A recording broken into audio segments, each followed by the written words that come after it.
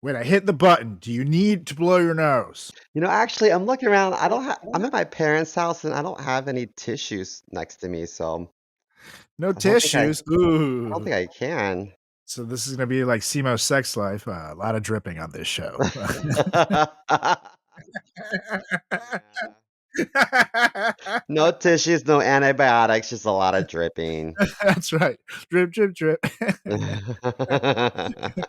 Anyways, we're coming to you by coastal. No, not by coastal. We're on the same coast, but we're by a lot of things. It's the Frat Chat Podcast, and we're gonna do this in 3, 2, 1.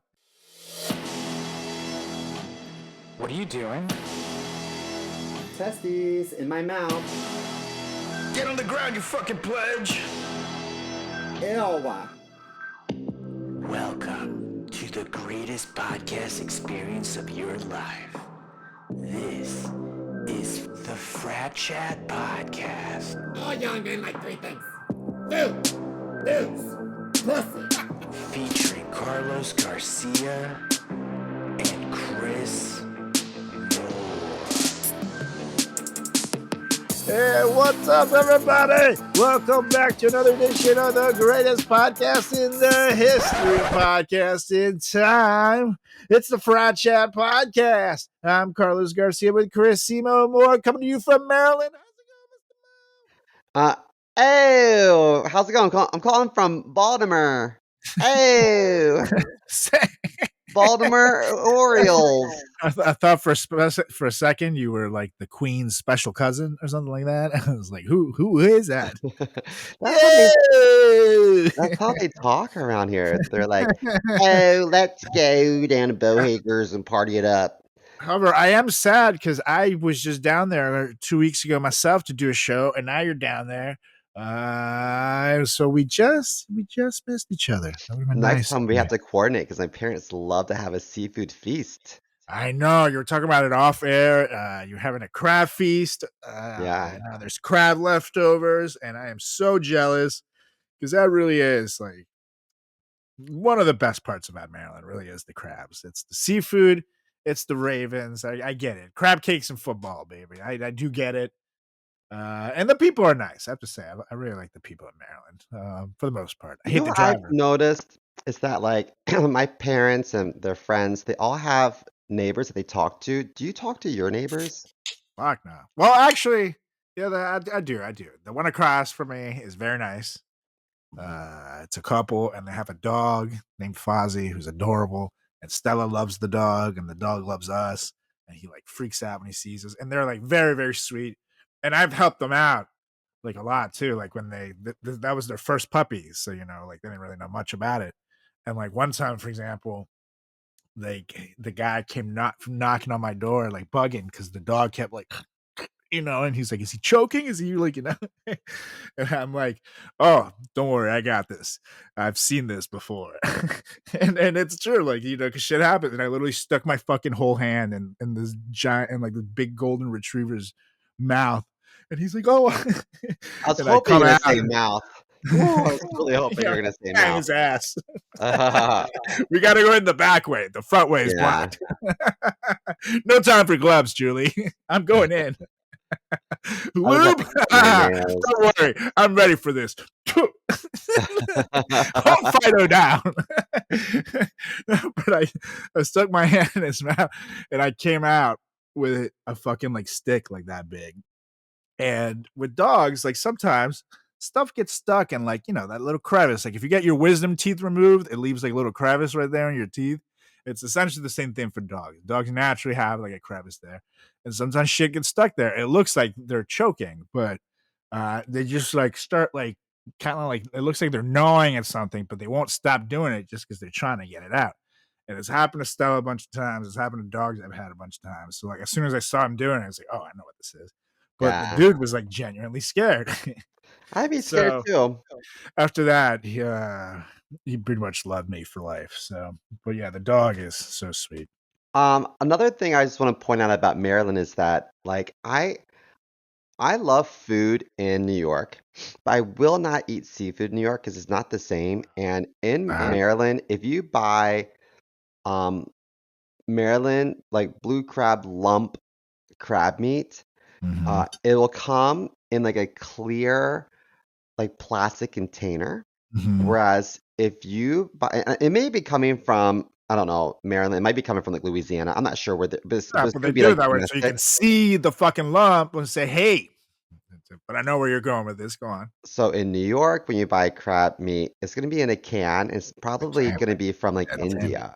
And and it's so, and it's and you dark can't as see, shit. That it's like a yeah. like legit like metal colored can, so you can't see in it at all. And the can looks like this big, and then you fucking pop that bitch open, and there's like barely anything in there, and it's all Yeah. like stringy and weird, and it's Ugh. like, what kind of crab is this, buddy? The ones off your dick? Like, I don't like it. So when I go to a restaurant and they're like, we have Maryland style crab cakes, I'm like, bitch, don't even try. Like, Yeah, I I know know what they kind of lie. crab meat you're using. You And can it's all get really breading good in the crab meat ones in New York. nailed. They're all flat too. Like meanwhile, like if you go to Maryland, it's almost like circular. It's almost a ball when you get a fucking crab cake. With all the crab popping out. It's like, yeah, I get great steaks in New York. We get great pizza, even chicken and whatever. But the seafood, I have never wasted my time unless I'm in like Long Island and it's things like shrimp, like things like that, where they have some kind of fish. Or like if you're in the Jersey Shore, you can get all kinds of shit too. But not crabs. Again, not crab cakes. That's a Maryland thing, dude. Do you want anything good with crab? You got to go to Maryland or like Yeah. Louisiana. But it's really, having lived in both places for about an equal amount of time. I have no skin in the game on either one. I'm not biased in any way. We're telling you the truth here. If you want good seafood, you got to head down, for the most part, to Maryland. Don't waste your time in a New York City restaurant or your money, because they're going to charge you an arm and a fucking leg too. Bullshit. Um, Meanwhile, you go to Maryland, you get a family style yeah, feast for much cheaper. totes. I also want to point out that last week's episode, I got a lot of good feedback from a lot of random people online and also like coworkers. They're supportive And dick and pictures some too. friends. And do what? And dick pictures too from the I randos. have gotten a few of those, mostly international ones looking for marriage, and I've already done that, so I don't think that Homeland Security would want me to do that again. So I CMO has so a collection of hooded figures. you know, That's how he knows they're international. yeah. And so there was a lot of really funny, like, petty reasons for breaking up with people or not being interested in someone or whatever the case may be. And the reason why I say that is because I have a friend of mine was trying to show me a dating website, and he was like, "You should look into Oh this no, dating app." no, And I was like, "Well, let no. me look at it. Let me look at yours." And I'm looking at it, and I don't know what makes. Is this? Tell me if this is true in straight land, but in gay land, people are so specific with their delusional standards.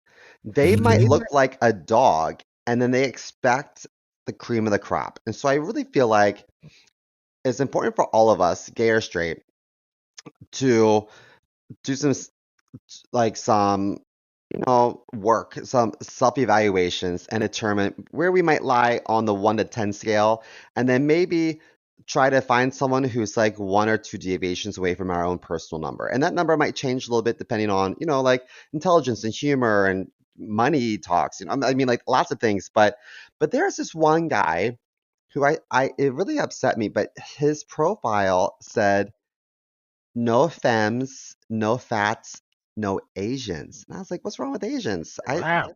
There's a lot of like beautiful Asian people that Yeah, I'm like there's some hella sexy attracted Asians out to. there. So I'm like, Mhm. why would you like eliminate an entire like demographic? Like you're really missing out. But um it was like he said, I prefer people younger than me, and he was Latino, so he's like, I also prefer a lighter skin tone, Oh, and I like them to be more of like a twink to muscular physique. And when I looked at his pictures, I think he might have been a fat and a femme, So someone to be like, I don't want this, and this, but then like, I just feel like if you want to attract someone that takes care of themselves, but you've given up on that, like, what right is it yeah, of yours totally, to like totally. dictate these delusional, I will like, say, non-negotiables? you do see that in straight land a lot. Yeah? But here's the thing: this is a phenomenon. I'm very glad that you are touching the sun, because there is some science behind this phenomenon that I have noticed. And I've been paying attention to this and over here in straight land. So I'm glad to see the phenomenons travel over there, the island of the gays. Anything goes down there. So if you noticed, which it seems like you have in your conversation there, this phenomenon of ugliness to high expectation really starts to develop around the time where a person becomes like a 4 or lower. Like if you look at the people who are a 4 or higher, aka like average to good looking, those people have more like generally rational expectations. Like if you're like a 6, you usually look for, like a 5 to like a 7, and that's your level. If you're a 9, you obviously know that you can bang hot people, or you get yourself some sympathy ugly if you want, You whatever you settle. want.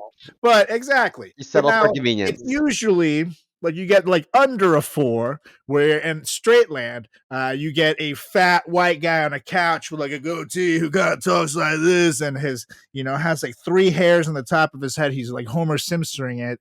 And then he's looking, and you see his profile is like, I want a lady with double D's and 6-inch waist, and she better cook for me, she better clean for me, she better love for me, and she better stay good looking, because if she gains a pound, I'm getting rid of her. Swipe right for a good time. It's always these assholes. So, Like, but it that's happens so weird generally to me. as soon as you get below a 4. Something happens in your mind where I don't know if you just stop giving a fuck, or you just go crazy. But that it is science. And if you look at these people that have these crazy demands like that, they're always under a 4. Always. That's interesting. I will say that, I was looking through my friends, like, I was like, well, what kind of messages do you get? And he was showing me, and like, there's a lot of people who were like, and my friend's in his 30s, a lot of people like in their mid 60s who are really, quite frankly, atrocious. And I don't know what makes them think that they have a chance. It's just so delusional. I feel so shallow saying this, but like when I'm like in my 60s, if I make it that long, I would hope that I wouldn't like holler at people half my age and like with Yeah. expectations. And I also feel like I was looking at people's profiles and I thought, if and when I am to like join a dating app, I would like to um really take my time to put in a thoughtful profile. I want to make sure that the pictures are accurate and like up to date. And I would want to make sure that I take my time with it because I feel like if you don't care and your profile's blank and you have like old pictures, like, if you don't care, I don't care. So if you're not going to take it seriously, then I'm not going to swipe right. Like, you know what I mean? So Simo's gonna go. He's gonna be getting these headshot takens. Like, oh my god, these are great, Simo. What are they for? Bumble. yeah, Are you probably. looking for work again? These are fantastic. No, I'm trying to swipe right. Yeah. I do get it. And honestly, if you guys are looking for a good time on Reddit, you can go and like find like Bumble groups and Reddit, what is the other one? The original Hinge, Tinder.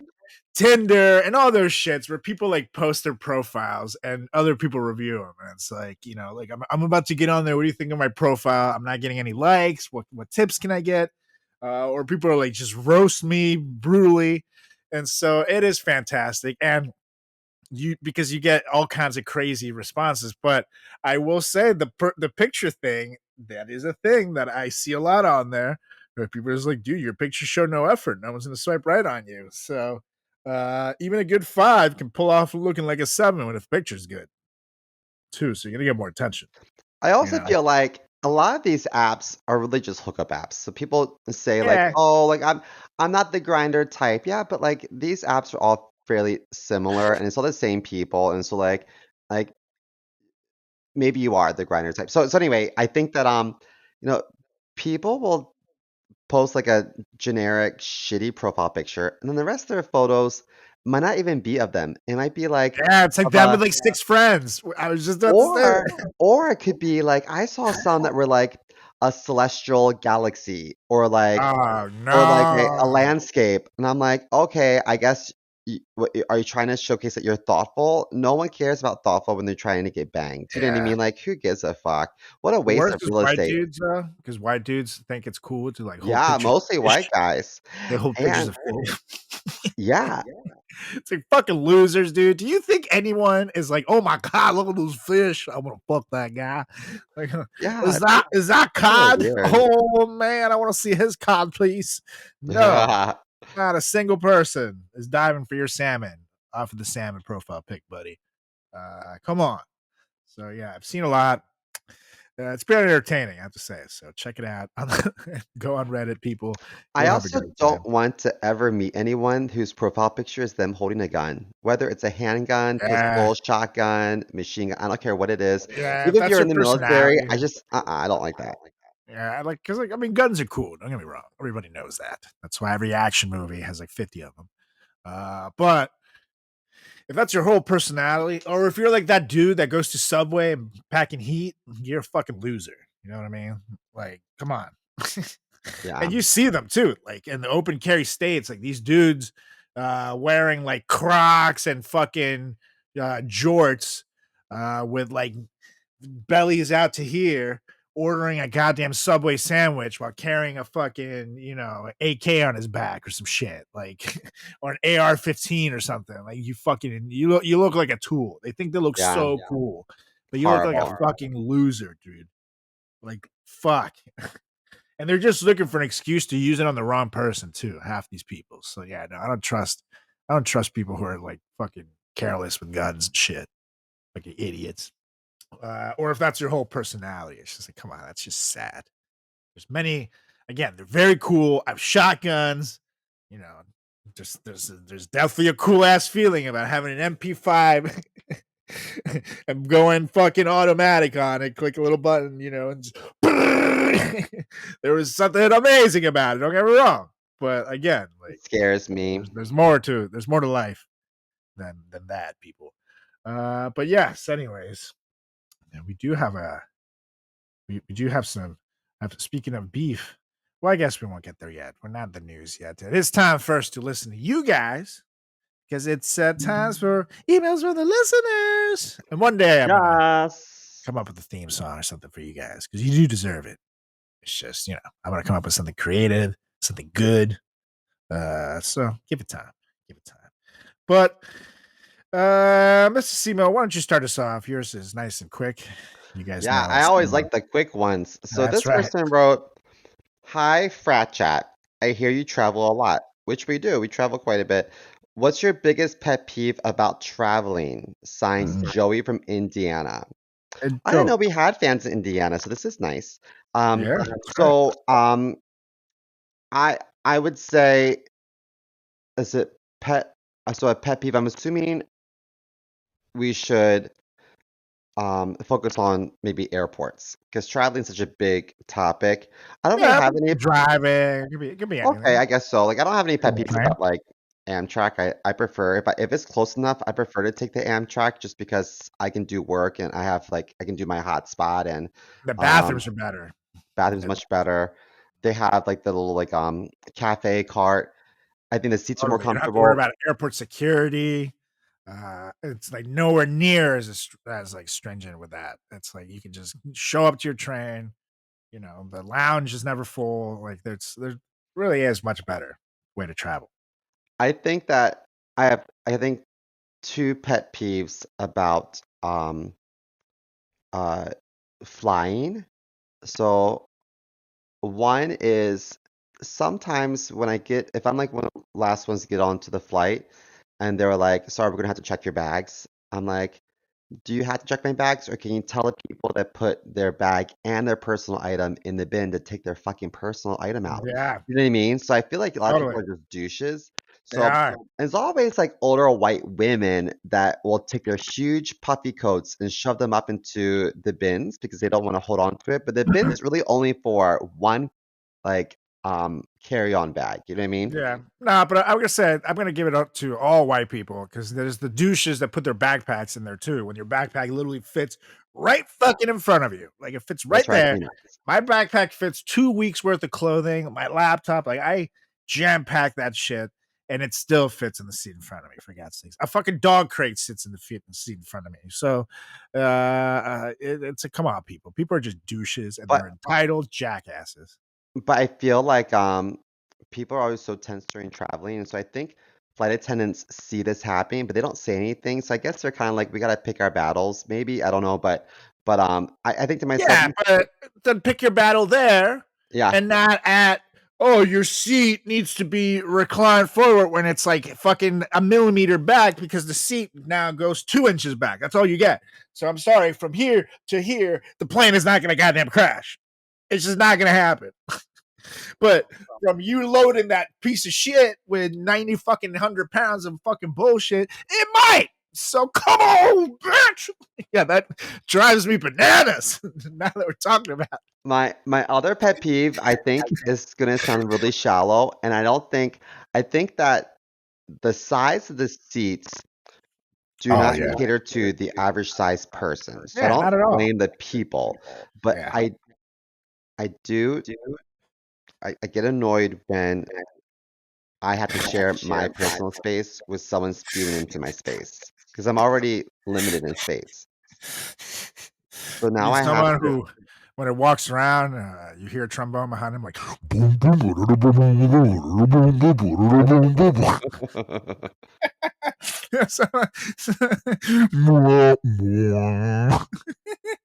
It upsets me to no end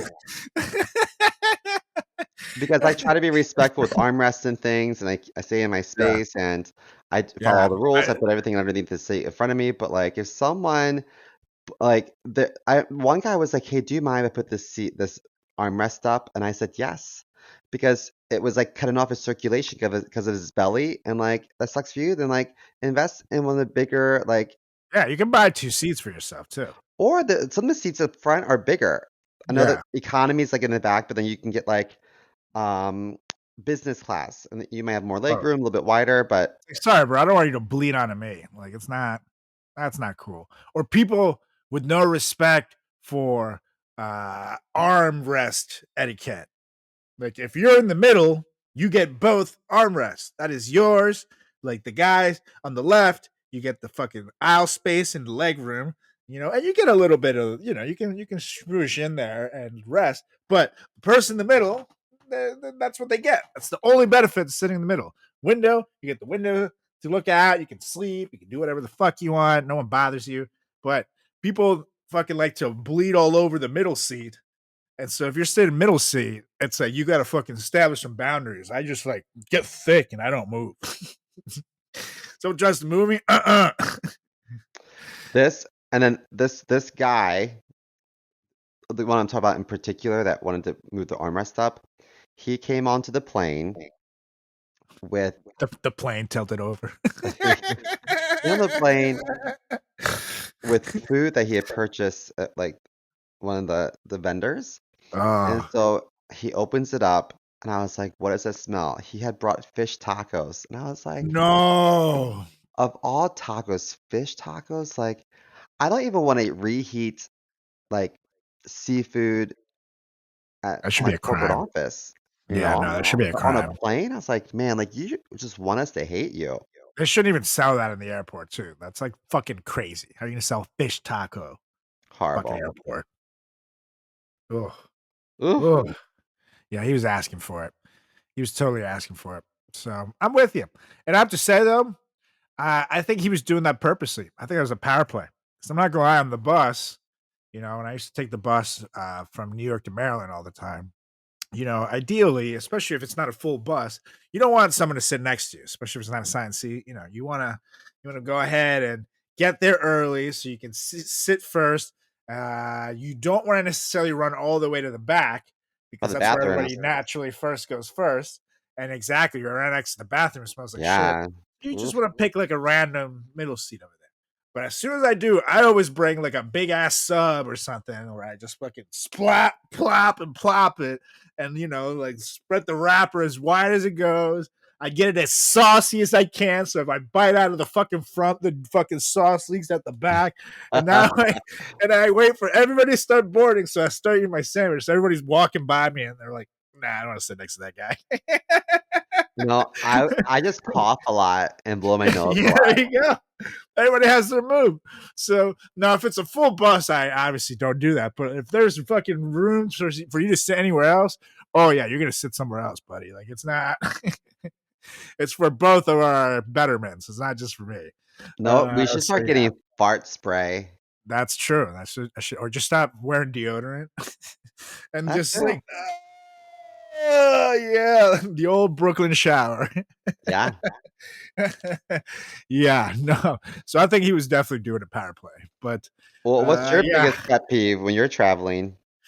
Ooh, I mean, you definitely named a bunch of them. Also, I named the armrest hoggers, but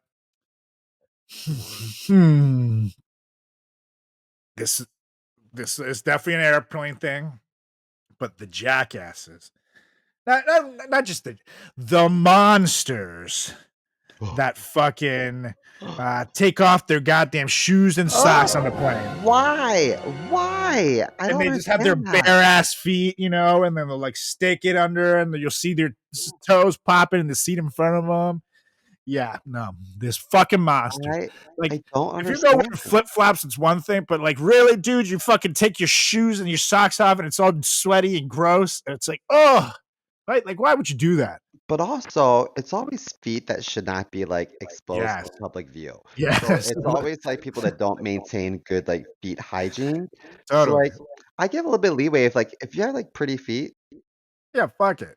Yeah, but like with like these are like fucking goblin toenails with like black shit on them, and or they're like, they have like the Frodo Baggins hairy feet on them. It's like, yes, their toes look like fingers, and they just Ugh. stretch them out. Finally, they look like a bald eagle about to catch its prey. Finally. But also, these are people that probably wear flip-flops onto the flight. And so now we don't have to take off our shoes anymore, but there was a time when you did, and people would walk around barefoot while they're going through TSA, and then the bottoms of their feet would be black with dirt. Disgusting. So like it's always dirty feet exposed. Oh, Yeah, gross. disgusting. And I hate like dude feet. I have like a phobia for dude's feet. So it's like when I see some fucking like 45-year-old dad taking off his goddamn sneakers, I'm like, no, no, no. Yeah, that's my top. Those monsters who just don't know fucking etiquette. And need to go to hell, quite frankly. Home is not good enough for them. Hell is where those people belong. With shoes Agreed. on. I agree. Make their feet very sweaty and they can't take them off ever. Ugh. Yeah, that's their hell. But anyways, that's a good question, Jerry from Indiana, but now I have trauma from it. Jackass. Yeah, you Thanks bitch. for listening. Write us again sometimes, bitch. Anyways, this next one coming to us all the way from Pennsylvania. And goes, yo, frat chat. I was at a wedding a couple of weeks ago, and it turned into the kind of train wreck you only see in movies. So everything was going smooth until the open bar got the best of my buddy. Ooh, that happens. By the time the band started their second set, this man was gone, stumbling on the dance floor, spilling drinks, full gremlin mode. I wonder if they're talking about Nemeth. It sounds like him. Oh, Well, at some point, he disappears. Again, sounds just like Nemeth. And next thing we know, he's out back behind the venue, full on making out with the maid of honor. The problem is, her boyfriend was at the wedding. And not just there, he was at the table inside sipping champagne, completely unaware that his girl was swapping spit with my drunk idiot friend next to the dumpster. Of course, someone snapped a photo, because of course they did, and the drama detonated like a bomb. The boyfriend found out before the night even ended. The maid of honor cried through the bouquet toss, and my buddy got dubbed the home wrecker of table 7. So my question is, who's more at fault here? My buddy for being drunk and dumb, or the maid of honor for making a scene at her best friend's wedding? Ben in Pennsylvania, not Penn in Pennsylvania. That was wow. Ben from Pennsylvania. That is something. That is definitely So something. I I blame I he's drunk at a wedding. You get drunk at weddings. You make out with people who presumably Yeah. are single. So like, shame on her. Now, if he was forceful with her and Totally. she was like thrown up against a brick wall and didn't have a choice, I mean, Totally. that's a different situation. But it sounds like she was a willing participant, and like I Yeah. blame her entirely. It sounds like he threw up against a brick wall and she didn't have a choice because of how much sexiness there was in the air. Maybe. And it sounds like he was in gremlin mode, as Ben says. So I've seen that full autopilot where it's basically like the movie Beer Fest, the old slap and tickle bit where they do the old slap and pickle, where he sees it from his drunk point of view, where he like thinks he's so smooth, but then they show from what actually happened. He's like, yeah. It's exactly like that. So if you were doing maid of honor duties, you at least you're definitely not blacked out at this point. No way. Like you have to be coherent enough because you do a speech and shit. So you're at least at like a 4 in drunkenness and maybe less. Meanwhile, this dude sounded like he was at a 10. Yeah. So if you were attracted to a gremlin mode 10 and decided to fucking pursue it and hook up with him, knowing that your boyfriend was there, well, you're not nearly as drunk as this person. That's on you. It sounds like you took advantage of him. That's sorry, ladies, but that's weird. And it sounds like she had some pent up shit in there that she would make a ballsy move like that. But I also feel like Ben from Pennsylvania, like Carlos, if we were at a wedding and I saw you get like this, I would pull you aside and be like, "Hey, get it together." Like Yeah. I've seen you wasted, even wasted. You're not remotely interested in any other female, anywhere. But if I thought that you're gonna make but if I thought you're gonna make a mistake, I'd be like, "Carlos, what are you doing?" Yeah. Or I would ask somebody like, "Does anyone have an Adderall that my friend can snort real quick because he needs to like come back down from like cloud nine?" So Totally. I just feel like Ben, you might have abandoned your friend in his time of need.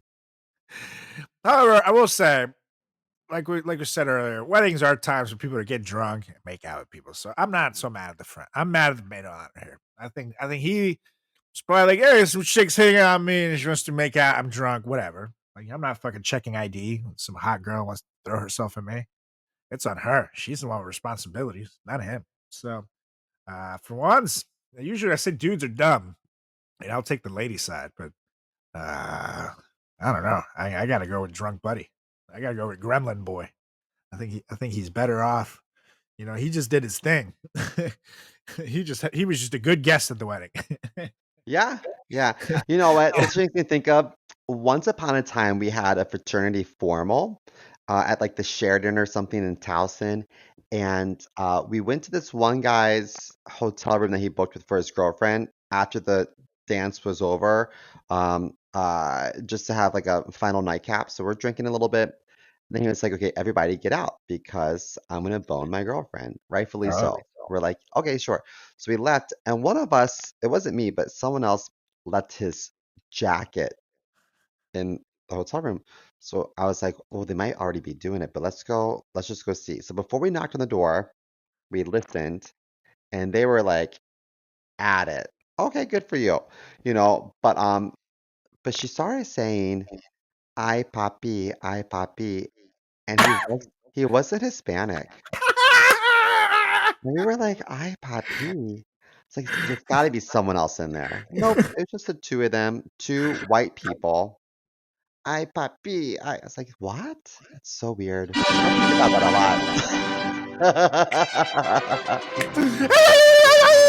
Give it to me, Poppy! Hey! Maybe Carlos, you were in there. I don't know. That's right. But It was me. I was like, "Oh, wow." Like, That's I never wanna be that person. that is some interesting role play. I'll tell you who it is later. Today, you were going to pretend to be a Mexican worker looking for employment at the Home Depot. And you better be into it. Sí, señora. I'd like to work for you, please, señorita. Oh, that's right. Give it to me, papi. On Yes. Zencaster, I can send you messages. I just sent you a message of who it was. You can see. No way.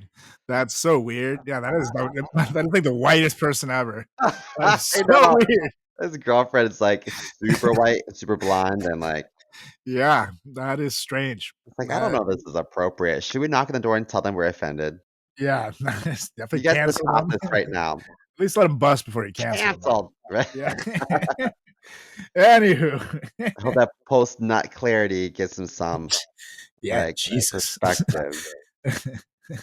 Anywho. Woo! We gotta quickly get through this new segment here. Okay, I'm ready.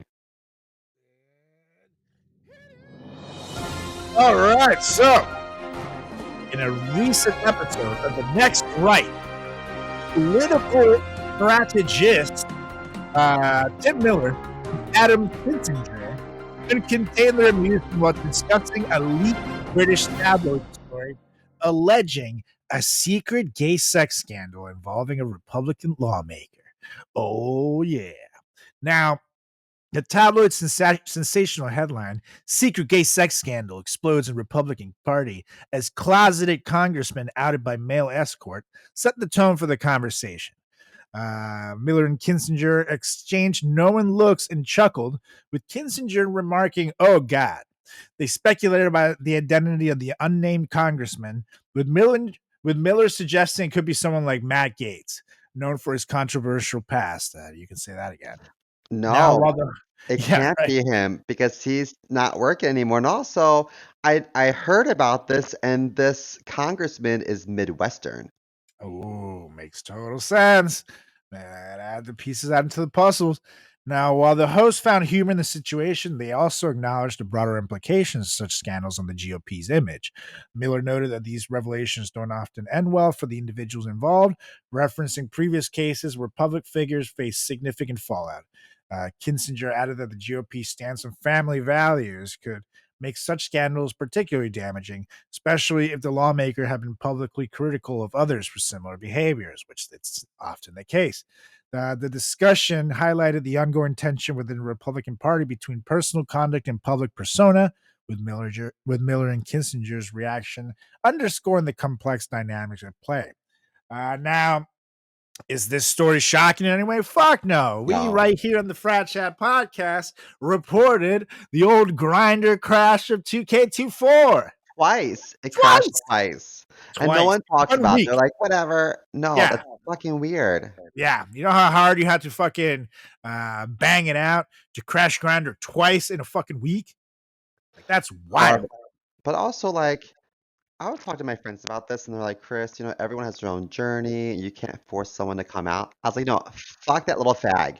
Fuck him because he actively goes against Right. my rights and the rights of queer people. So you chastise those doing the same behaviors that you're doing in the bedroom. You're a shit Totally. person. And I hope they do out you. I hope you do lose your job because you're a hypocrite. Like, I will fight for people to have the rights to do whatever they need to do. As long as it's not hurting anybody, be your most authentic self. I encourage it. But if you're going to actively fight against our rights while still being hypocritical and doing the dirty behind the scenes, you're a shit person. Yeah, I hope Agreed. they throw the fucking book at you. I hope your little MAGA friends turn on you.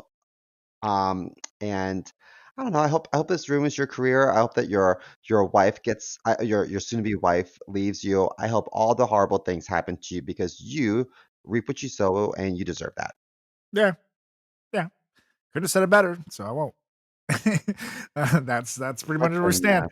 Yeah, if you're gonna go after people, you get what's coming for you. But yeah, the hypocrisy, it's just the irony of the current GOP that they've never been more hypocritical than they are today, in every sense of the way.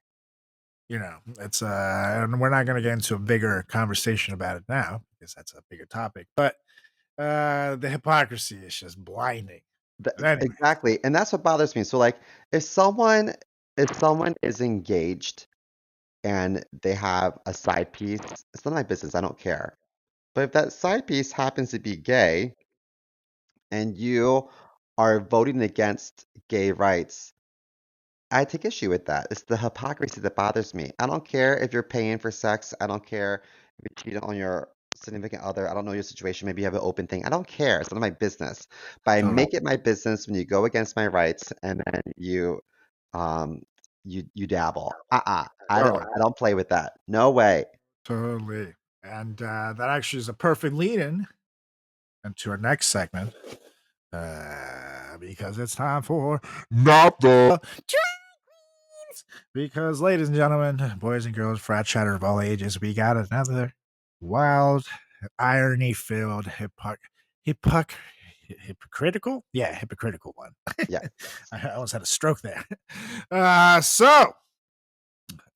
From this latest edition, Scott Suchek, or Susek, I don't know how to say. It sucks. I don't care. A 56-year-old Trump supporter from Sturgeon Bay, Wisconsin, made headlines in 2024 for publicly declaring that he voted Republican to fight, quote-unquote, human and child trafficking, end quote, for his children and grandchildren. A staunch MAGA advocate and husband of a local GOP chair, Suchek positioned himself as a family values crusader, someone who loudly denounced anyone he considered a threat to children. Oh, baby, that's why the irony hit very hard. On July of this year, so last month, when authorities arrested Suchek after tracing 300 plus illicit images and videos of minors to his devices. Oh, you fucking idiot! Where's the dun dun dun? Dum dum dum. There it goes. So, prosecutors revealed that some of the content dated back years, including material he had allegedly admitted to downloading in 2009. Prior investigation that never resulted in charges. Suchek now faces 10 counts of possessing child pornography and could spend decades behind bars if convicted. So once again, ladies and gentlemen, boys and girls, frat chatter of all ages, this is definitely not a drag queen. If you look at that man, oh boy, he's way too ugly to be a drag queen. He's not reading to kids. No, he's trying to beat his meat to him. So it's a story of hypocrisy so sharp it almost writes itself. But no, it didn't. We wrote it because, it can't write itself. Yeah, that's like physically impossible. However, he is a man who publicly positioned himself as a protector of kids caught committing the very crimes he claimed to oppose. Oh, this is just perfect for the lineup of Not the Drag Queens. Just makes me think of whenever we have a patient come to my job and they're like, I'm a great customer. I already know they're not going to be. They probably have notes upon notes of being like atrocious. So when someone says to me when they're preaching about their Christian faith and they're I don't know if they're trying to convince me or trying to convince themselves that they're a great Christian, I already know that they're probably not. And Totally. so I think we need to be like a little bit more um observant and like perceptive when people like over preach things, and I'm referring a lot to the MAGA corner when they're preaching family values like out the wazoo. They probably got some skeletons in their closet. You know what I mean? Oh, totally. And you always usually know someone who has like on their profile on Instagram, like Christian or something, that they're gonna say the worst, most racist shit. Yeah. You already know. It's almost like they put that and they think like it excuses whatever awful behavior comes out of their mouth. But let me tell you, it doesn't, buddy. And Jesus wouldn't have liked you. Just saying. If you actually know the stuff that he preached, you believe in that shit, he would fucking hate you. So if you're like that, maybe stop. Or just take the fucking little cross off. It's up, No, don't be a speaking of hypocrite. Jesus, I saw this TikToker making this point. So it's not I'm not smart enough to come up with this stuff on my own.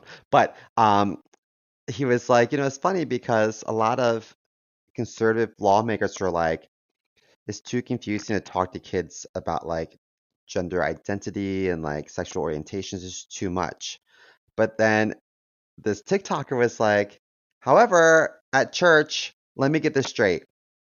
A virgin had a baby, a son of God, Yeah. who died for us and came back 3 days later and like resurrected. So it's a little confusing, but I I think that if a guy likes a guy likes a woman likes a guy, a woman likes a woman, like that's not too much Yeah. comparatively to like Christianity, Christian origins. Oh, totally. No, it's here's the thing, and I feel like this is maybe be stemming from the whole Snoop Dogg controversy because he like came out that said he took his kid to go see a Disney movie, and there was a same sex lesbian couple in it, and there was just literally two moms with like a kid, and the kid asked like, how come he's got two moms? So Snoop Dogg was like, well, goddamn, I just wanted to see a movie. But it's like my thing is he got all like weird, like, why is this in it? It's like, I mean, it's only weird if it was like sexualized, which it wasn't. It was just two moms having a baby. Like they didn't even show them having it. It was just like two moms with their kid. Yeah. So Sorry, all you we say exist. is sometimes there's two mommies, sometimes there's two daddies, and you move on. That's Yeah. cool.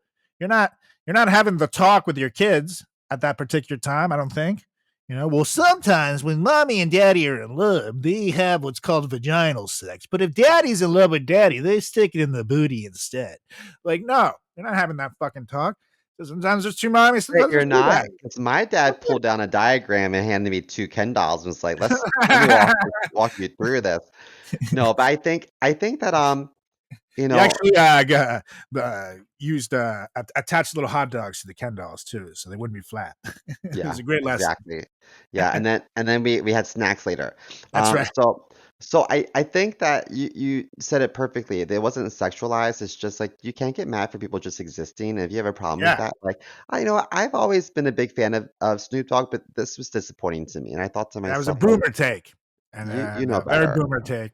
And no, Snoop is getting old, man. So he's gonna have some outdated takes of some shit. So I'll give it to him that he's been good for the most part on a lot of things. And I'll let him take the L on this one. It's okay. It's just it's a little disappointing, to be honest, that he doesn't get it. But I get it. He's old, so it's fine. Yeah. We can let him have this L and move on. But yeah, it's like if you're the one sexualizing it, you might be the one with the problem, people. So you can't get, like Timo said, you can't get mad at people for existing. It's like, I feel like no, I never think to myself like what's happening in straight people's bedrooms. I don't yeah, care. I never. don't think about it. I don't ask questions. I just don't care. But I feel like a lot of these conservative lawmakers are so obsessed with gay people. I'm like, it sounds a little bit like you are interested, a little curious as to Totally. what happens in my bedroom.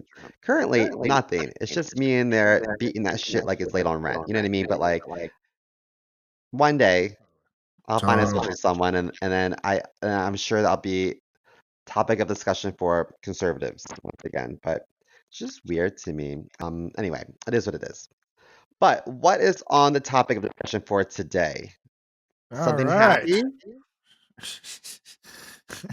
Yes, totally hilarious topic. However, this one you guys got to buckle up, Frat Chat listeners, because tonight we're diving into the kind of stories that'll keep you checking over your shoulders. Mm-hmm. But first, I gotta do something that will get us going real quick.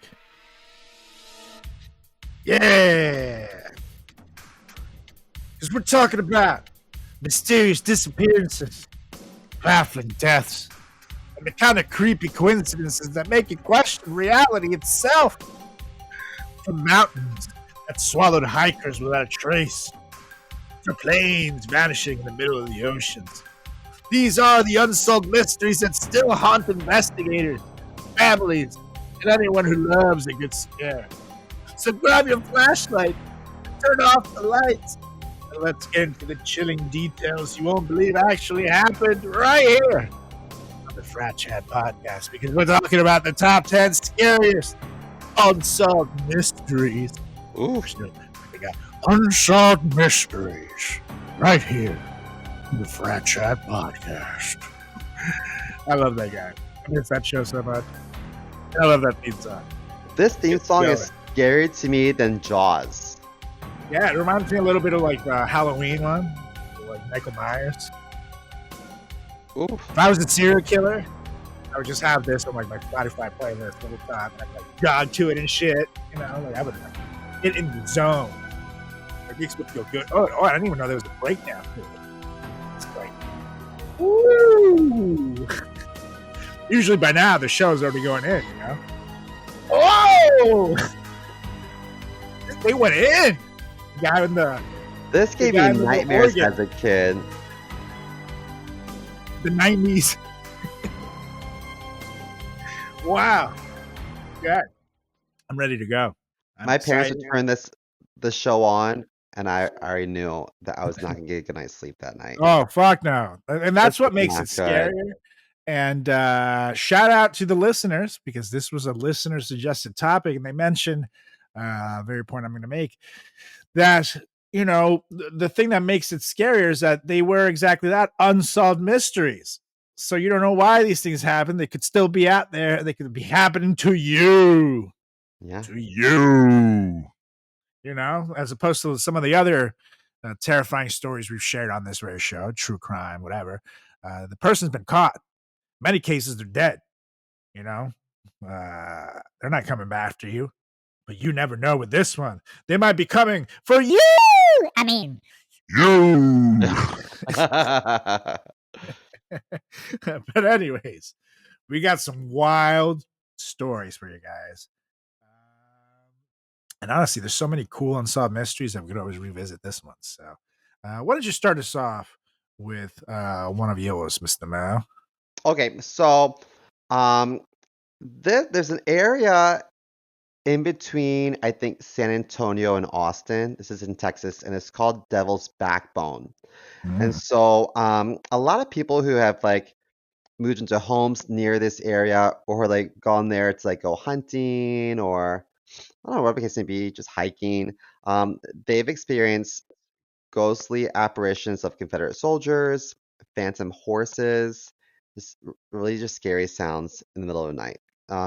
And so on Unsolved Mysteries, the reenactments with glowing eyes in the woods like terrified viewers. So this was a big episode back in the day. Okay, so a little bit of exposition. Devil's Backbone has been inhabited by many groups of people over the years. So specifically, Comanche and Apache tribes, so Native Americans, they resided there, and they viewed this area as a spiritual area. And I think that when you're on this I don't know, granite like area, you could overlook like miles away. So it was a nice clearing that gave you um, beautiful views all around. So a lot of people go there for hiking or for take pictures or whatnot. Um, so they used the ridge to monitor settlers who were moving into their territory, and the Comanche were feared in the area. So they controlled much of the Texas Hill country until the 1860s. They were very spiritual people who had connection to the land and its animals. And one animal that figured prominently in their beliefs was the wolf. So it represented the same stoic fierceness as the Comanche warriors. And there've been people who have claimed to see like um what's the word, aspirations? No, Apparitions. apparitions of like these Aspirations animals. is what you want to be. Oh yeah, not that. Um, Also, before like this time in the 1970s, Spaniards would settle in the area, and there was one like Franciscan monk named Espinoza who was infamous for his ruthless ambition. I think that's just like code word for being like he He was a dick. probably killed a lot of Native Americans. Um, and during the 1800s, renegade Confederate soldiers came to the area looking for gold. Most of them died there, some at the hands of the Native Americans, rightfully so, in my opinion. During the 20th century, there were numerous fatal car accidents along the highway. So this area has just had like a lot of deaths. So some ranchers have reported seeing the ghost of this Native American man, Drago. The ranchers have seen him herding cattle, who are also ghosts. Some ranchers have also reported seeing ghosts of widow and child of a minor who was killed. These ghosts are said to wander the area seeking proper Christian burial for this dead kid. Oh, There was one guy who like was in a tree house who was s- staking out like wildlife because he was hunting, and he could hear something walking around the tree below him, but he didn't see anything. And then he came off the tree, came down, he was looking for broken twigs or footprints and saw nothing. But then as he was walking back to like wherever he was staying, there was a shirtless Native American guy with like um body paint walking alongside of him, just like watching him. And then when he approached this like figure, it disappeared. So oh anyway, shit! Holy long story shit! short, some ranchers have experienced cold spots in their ranches in the middle of the summer, and the ghosts of Native American chiefs and lost travelers have been seen on the roadside, in pastures, on people's doorsteps, like in this area. Apparition is also said to materialize on the hoods of cars as they drive along nearby what's called Terrifying. Purgatory Road. And then typically, um, these ghosts disappear when confronted. So they're shy. So if you encounter any of this, you just have to like grab your balls and be like, "Yo, what's up?" And then they'll Yeah, disappear. But like I would never want to go to this town if this is like what they're known for. yeah. Fuck that. I'm definitely not So gonna. I'm definitely not gonna drive there. what I think is just interesting to note is that all of these encounters, um, well, I don't know all of them, I wasn't there, but most of them are said to be from people who were like never believers of supernatural. They were all like honest, well-to-do, like blue-collar workers who just uh, were interviewed and didn't seem like they were nutso. You know what I Totally. mean?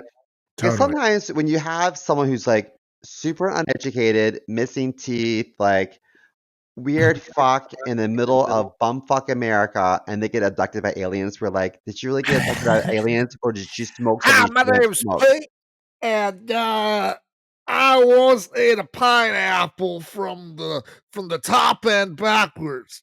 And let me tell you, I pooped it out the same way. And that was the day the aliens came to get me. Yeah, like Who's I that guy? I tend to be like, I don't know about It's that. But like Pineapple these Pete again. people, yeah. Excuse me, sir. Are you gonna eat that? Pineapple Pete, that is my dog. So Yeah. yeah, yeah, when it's that person. And let me tell you, these aliens were fantastical people. They invented the Lindy Hop, and they showed it to me. It was great times. And they're like, I also saw Elvis up there, and they love Michael Jackson music. I mean, we should really connect. Did you know that Tupac isn't dead? No, no, he became Tim Allen. Ha! What? I knew it. Oh, Pineapple Pete. Yes, let's go back to your cage. But yeah, this is terrifying. Already, way to start. Hopefully, you're not listening to this at night. But, anyways, we're going to take you to another creepy, very creepy one that took Ooh, place on Christmas Eve, 1945. no. Yeah. And it's the Solder children disappearance. Because on Christmas Eve, 1945, a fire tore through the home of George and Jenny Solder in West Virginia. 5 of their 10 children were trapped upstairs, or so it seemed. Now, here's the thing. The blaze reduced the house to ashes, but when investigators sifted through the ruins, no remains of the children were ever found. Bone fragments should have survived, yet none were discovered. Yeah, teeth. I don't think teeth burn. Yeah, they don't burn. It's crazy. The cops said that the fire was not hot enough where it would have Hmm. gotten rid of the bodies. Now, Interessante. yeah. So George and Jenny became convinced that the children hadn't died in the fire at all, but had been kidnapped. And witnesses later claimed to have been seen the missing kids at a local diner or even in another state. And then a strange woman allegedly handed them out candy before the fire, and a passing motorist reported seeing lights like fireballs being thrown at the house. The Sodders' suspicions only deepened when strange phone calls, missing ladders, and cut phone lines came to light. Apparently, someone had tampered with the family's ability to escape or call for help by removing a ladder that was usually leaned against a window that the kids could have climbed out of, or in cutting the phone lines. George believed his outspoken criticism of Mussolini and the Italian government might have made enemies, suggesting an organized abductions. But for decades, the Sodders maintained a billboard along Route 16 with the children's photos, begging for answers. And the case remains unsolved. A haunting of mix. I should do that guy voice again. A haunting mix of family tragedy, conspiracy, and the eternal question: did the children really die, or were they taken away? You do sound like him. That's the guy, right? That's the guy. Yeah, it's pretty funny to me. Next time on Unsolved Mysteries. That's You the do. guy. Now, here's the creepy thing, too, that people have reported seeing the kids since the night of the murders. Like, they would see them, like, standing out there and shit. They don't know if it's apparitions, it was actually them, but for a long time, people would report seeing these kids around the scene of the fire as well. So, very creepy shit. How just these 5 kids would just disappear altogether without a Ooh, trace. they had 10 kids. They must Yeah, have been good lord. Catholic. Let me tell you, if someone wants to care for 5 of your 10 kids, they just did you a favor because you're gonna save some money around Christmas time. by 10 kids, she doesn't even birth them. They just walk right out. They're Yeah, just at that point, yeah. No, but seriously, that's super scary. And like, of course they were probably taken. I mean, I trust science. If science says that they should have bones and teeth there left over and you don't see it, yeah, they were taken. Something weird definitely happened. But super fucking creepy. Who is this woman giving them candy? That sounds like Hansel and Gretel nonsense with the Yeah, witch, that's very you know? creepy. The candy lady. It's all fun and games, and some strange lady gives you candy. But it does sound like someone meant to kill these people. Someone reported seeing lights. That's probably a cocktail, like a Molotov or something that they were throwing at the house. The cut phone line is super sketchy. Yeah, I didn't know they had phones in the 40s. But I think that It was one of the uh old school ones, where it was like the wire. You wind it up yes. like wait. Hello, Jenny. Put me through to the doctor's office. That's right, number 2. Yeah, that's right. And then it'll be like, Operator? I gotta Operator? get my herpes medications, Jenny. Put me through. Yeah. Well, and also part of me is like, it's man, Christmas Eve, what bad timing, but why are these 5 kids locked in the attic? Were they bad? Ooh, that's a good point. I didn't even think of that. Why were the kids in Like, the attic? shouldn't they all be like around like a fireplace, like telling stories or like having What the food or I don't fuck? know. It was Christmas Eve. The kids were locked in the what the fuck? Yeah. Yeah, this definitely got Maybe they fishy. had a playroom, maybe that's where like they slept. I don't know, but I was like, what? Maybe they're like, well, we can only afford presents for 5 out of the 10 kids. So you know what we got to do? Sorry, kids. Yeah. You get the gift of heaven this year. Yeah, no, that is fucking weird. They were on the naughty list that year. Mhm. Anyways, Oh. what you got next, Mr. Mo? All right, next up, let's see.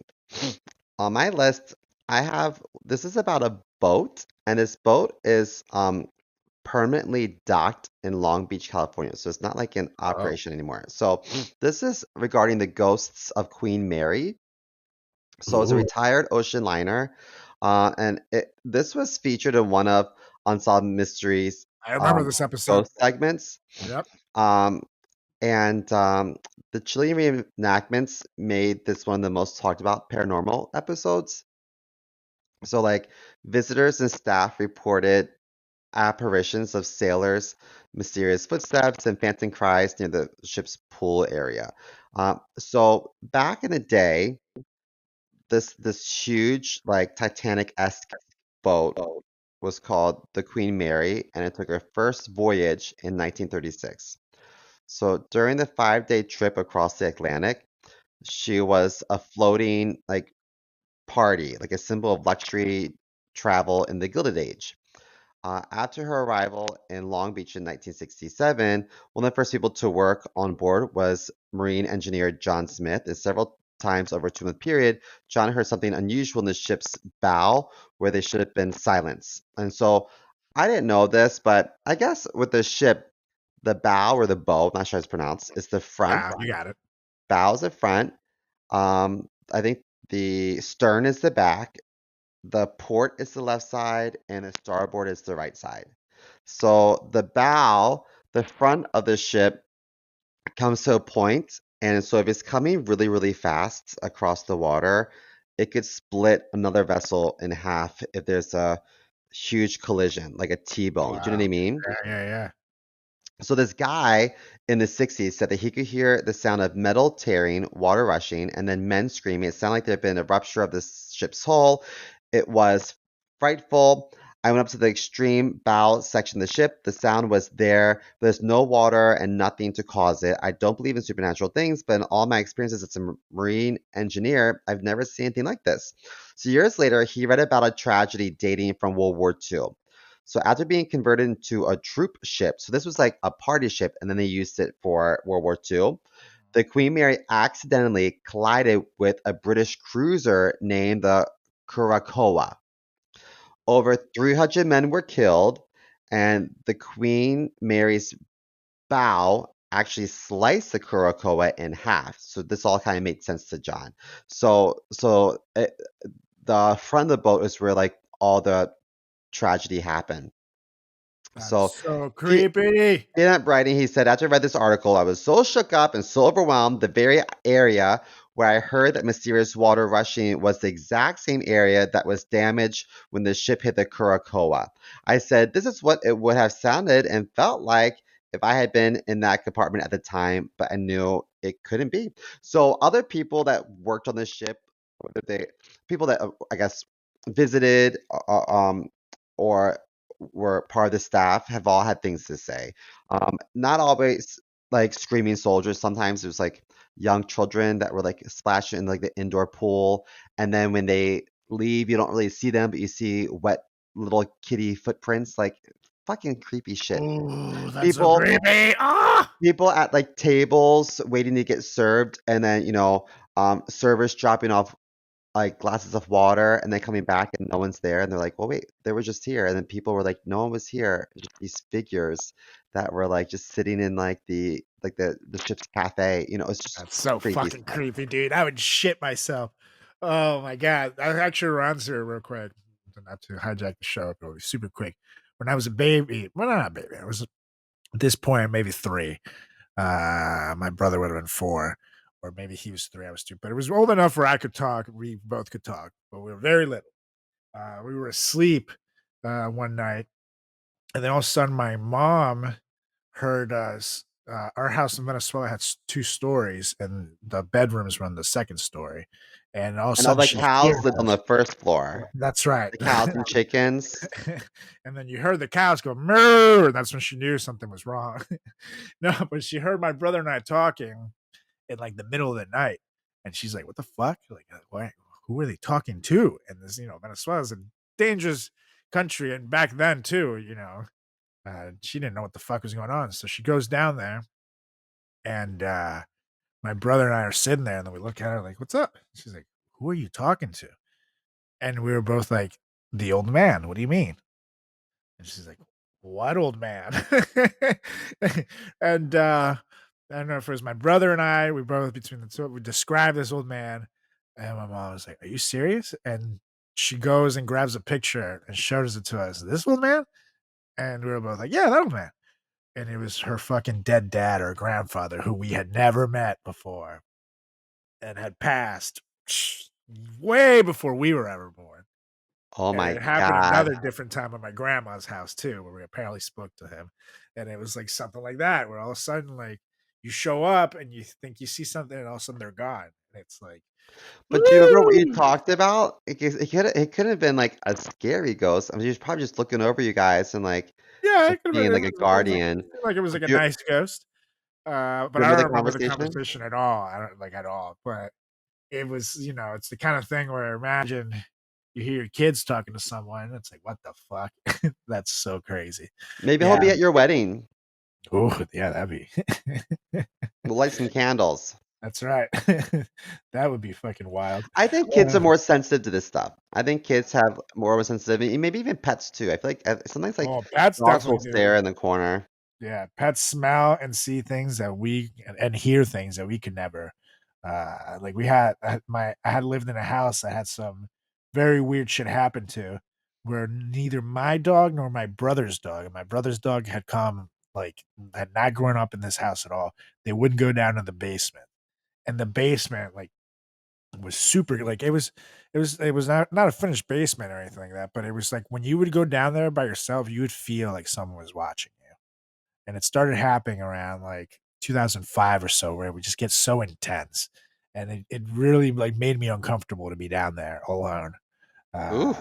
It was fucking weird, and the dogs did not want to go down there. Like that's when it's like okay. But anyway, on to the next one. And this one, and note, all of these actually were on the show Unsolved Mysteries. This next one was in the reboot. So it's kind of cheating because it doesn't involve the same host, the guy that we love. But all these cases I can confirm are on the show. So you can watch episodes on all this shit if you want to check it out. The old classic Unsolved Mysteries. But this next case will be on the reboot. So just know. And this next one is one that, if you're a millennial or even a young Gen Z or below, you remember this because this one gripped the news, and it's just one of the cases of a modern mystery, which just makes it even scary with all the technology in the world today, how something can just completely go missing, especially as Yeah. big as an entire airplane, because this is the case of Malaysia Airlines Flight MH370 over the Indian Ocean, because on March 8th, 2014, Malaysia Airlines Flight MH370, a Boeing 777 carrying 239 people, took off from Kuala Lumpur, Malaysia, bound for Beijing, China. Everything appeared routine in the early stages of the flight, but less than an hour after takeoff, while cruising over the South China Sea, the plane suddenly went dark. Its transponder shut off around 1:21 a.m., cutting off standard communication with air traffic control. And now, at first, authorities thought that it was just a technical glitch. But what followed became the most expensive and perplexing search in aviation history.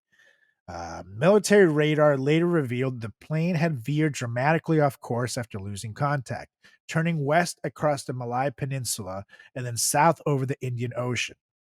This detour lasted for hours. The most haunting part? Satellite handshakes between the plane and Inmarsat satellite showed that MH370 was still in the air until at least 7:40 a.m., nearly 7 hours after it disappeared from civilian radar. The plane seemed to fly deliberately, almost as if guided by someone who knew what they were doing, before vanishing into one of the most remote stretches of ocean on Earth. The official search spanned years and cost over $200 million, scouring the seafood. Still thinking about Maryland. Scouring the seafloor. Way to ruin it, Carlos. Scouring the seafloor across tens of thousands of square miles.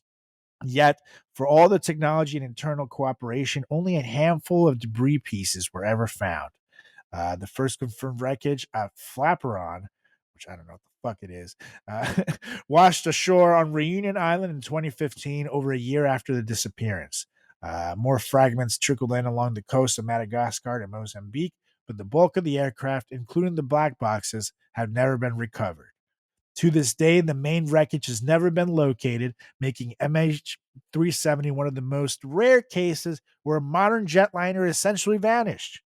Now, theories about what happened are as numerous as they are disturbing.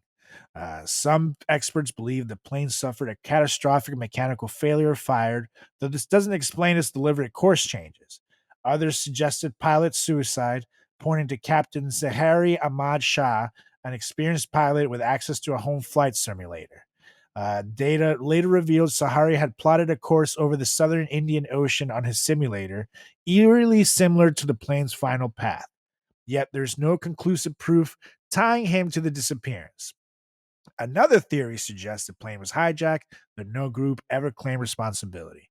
And the more fringe explanations range from secret military shootdowns to abductions by unknown forces. The tragedy is amplified by the human toll, too, because families of the 239 passengers and crews spent years in limbo, caught between grief and hope, as governments often offer shifting and sometimes contradictory statements. Many relatives have publicly accused authorities of withholding information or botching the investigations. And for them, the mystery is not just about missing planes, it's about the loved ones who disappear without a trace. And the absence of closure has been its own kind of torment. And even a decade later, to this day, MH370 remains unsolved.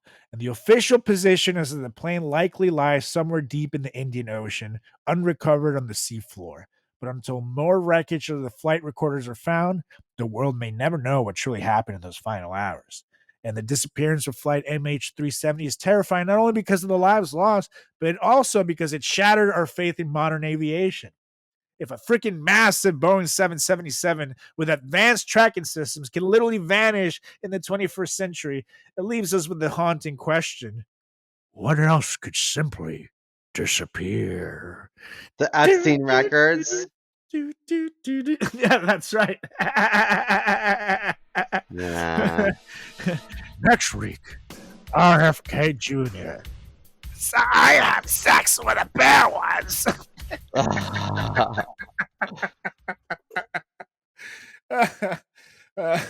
I looked it up. A flaperon is like the little flaps on the end of the wings that help with taking off and landing. Like when you sit by a wing on the airplane, you see little flaps. Yeah, those things always freak me out. I feel they're gonna fall off. All flaps freak me out. This is just why I'm gay. No happy flappy for this homo. Oh, that's good. Anyways, what you got next, Mr. Mo? What do you think happened? I think the pilot went crazy and took them off course. Yeah, that, to me personally, the most important piece of evidence is the flight simulator. Yeah. That shows him plotting a very eerily similar course to where the plane lost contact, especially if that plane, like, the fact that the plane was flying without communications means that it was very hard for this plane to know what other planes were in the area. So, like, by all intents and purposes, if there was somebody flying out of control, they would have crashed way earlier, or they would have hit another plane that was in the area. They would have, something would have happened. You know what I mean? Meanwhile, this shows like a level of control that, quite frankly, could make a lot of sense, seeing as the guy had plotted a similar place that this was like his final flight, and he, was taking everybody out with him. Horrible. Very creepy though, and hopefully they find those black boxes, because that would, show a lot of it. Because the thing is, the guy had a co-pilot too, so it's like, if you have a co-pilot, would you just let this dude fly the plane for 7.5 hours, not knowing, like what the fuck he's doing? So it makes it hard to also assume the suicide theory, unless he gave like the other co-pilot like sleeping pills or something, and the dude crashed or killed him or knocked him out. So yeah, we got to find those black boxes. But at the I think bottom of that the Indian Ocean, good luck.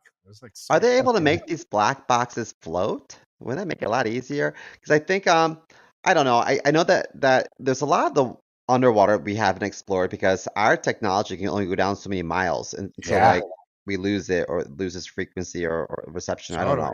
And there's so many sharks and shit in the Indian Ocean. You don't want to just send a diver down there. That might be the last thing you do. Yeah. Fuck that. So, and plus, like you said, they've been scouring these areas with the best technology that mankind has to offer, and they can't find it at all. So who knows what they got to make to be able to do it? You know what I mean? Yeah. Woo! Fuck that. Anyways. Anywho, up next, there's a segment called Resurrection Mary. And no, Mary did not resurrect, but she was a young woman in a white dress seen hitchhiking near the Resurrection Cemetery in Chicago, Illinois. So this is a very famous Chicago urban legend. So a lot of drivers have claimed to pick her up only for her to vanish from the car near the gates of the cemetery. Oh, that's so Um, creepy. so, not super recently, but in January 1979, a Chicago cab driver, one of many, stopped to pick up a female passenger at the front gates of Resurrection Cemetery, the final resting place of more than like 150,000 people. But right before he could let her in, the mysterious woman just disappeared. And so this cab driver just happened to be one of very many with the same story who had met this famous Chicago, this infamous ghost that's known as Resurrection Mary.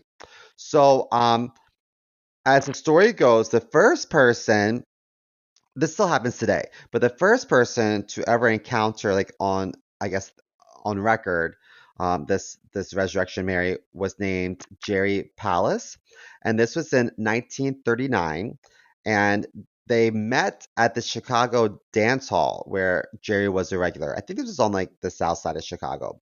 So Right. Jerry was captivated by a beautiful young blonde woman and immediately asked her to dance. He learned a little bit about her. Um, uh, Simply, I guess that her name was Mary and she lived on the south side of town. So he danced with Hi, her. my name is Mary, and I live in the south side of That's town. exactly, that's exactly. Oh wow, what a keeper! Do you But want to dance with me, honey? if she lived in Chicago, she probably sounded more like, "Oh hi, my name's Mary and I live on the south side of town." Um, so he danced with her all night, and when it was time to leave, he offered her a ride home. Um, so he died in 1992, and he was interviewed about this encounter. And so he described the events of that evening. He said, "As we walked along to the street, she says, 'Well, you might as well take me down to Orchard Road.' And I said, 'For what?' I said, 'You live up here where you told me.' She said, 'No, I want to go out to Archer Road.'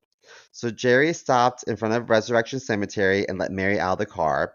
It was at that moment that she vanished before his eyes, and Jerry admitted he was perplexed, but certainly willing to forgive one unexplained disappearance. So, still wanting to know more about this mystery sexy blonde, the next day, Jerry drove to the house where Mary had said she lived. Jerry found the house with little trouble. The woman who answered the door was Mary's mother. When Jerry asked if he could see her daughter, the woman explained that Mary had been dead for 5 years. No. Years later, this local like historian or like he like researched like folklore and stuff in the area. His name is Richard Crow. He learned the ghost was believed to be a restless spirit of a young woman named Mary Bergovi. Mary Bergovi had been killed in a traffic accident 5 years prior, and this is at 1934, a month before her 21st birthday. She was laid to rest in the Resurrection Cemetery in her favorite white gown, the same gown she's seen walking around on the regular. Over the Oh years, Resurrection Mary has been seen time and time again at dance clubs, in taxis, and walking outside the cemetery looking for someone to take her home. That's so sad. wow. So, so you tell me that this ghost is getting all these suitors, and you can't even get text back? I mean, the struggle is real. I just gotta find a fancy white dress, I guess. True story. Unsolved mystery. Chris's Unsolved abstinence. mysteries.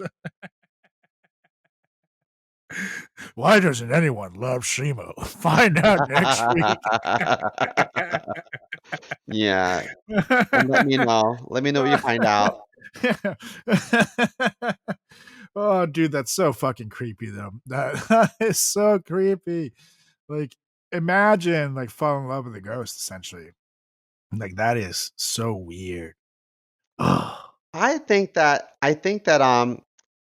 I mean, I don't this is not proven. I don't know. I just watched a lot of Sylvia Brown on Montel Williams as a kid, and she used to say that there's different like levels of like different realms, whatever. So yeah. sometimes you have a bleed through. There might be like a whole dimension with like gnomes and unicorns and dragons, whatever, and there might be like a little snippet of bleed through where like humans might see something for a moment, a brief moment, and then I guess the world like corrects itself. So I don't know. Maybe there's a whole like dimension that we're not familiar. Maybe there is purgatory on the same grounds that we stand on. It's just that we can't see it. Who knows? Yeah, if you want to see it, all you gotta do is get some LSD, folks. Oh Holler. yeah, Yeah. because I've seen some shit. Woo, but yeah, Resurrection Mary. It kind of reminds me of like Large March from Pee Wee Herman, Yeah. which to this day terrifies people. So, uh, Absolutely. anyways, on to the next unsolved mystery. And Unsolved mysteries. now this one is a terrifying one called the Yuba County Five, which became known as America's Dyatlov Pass.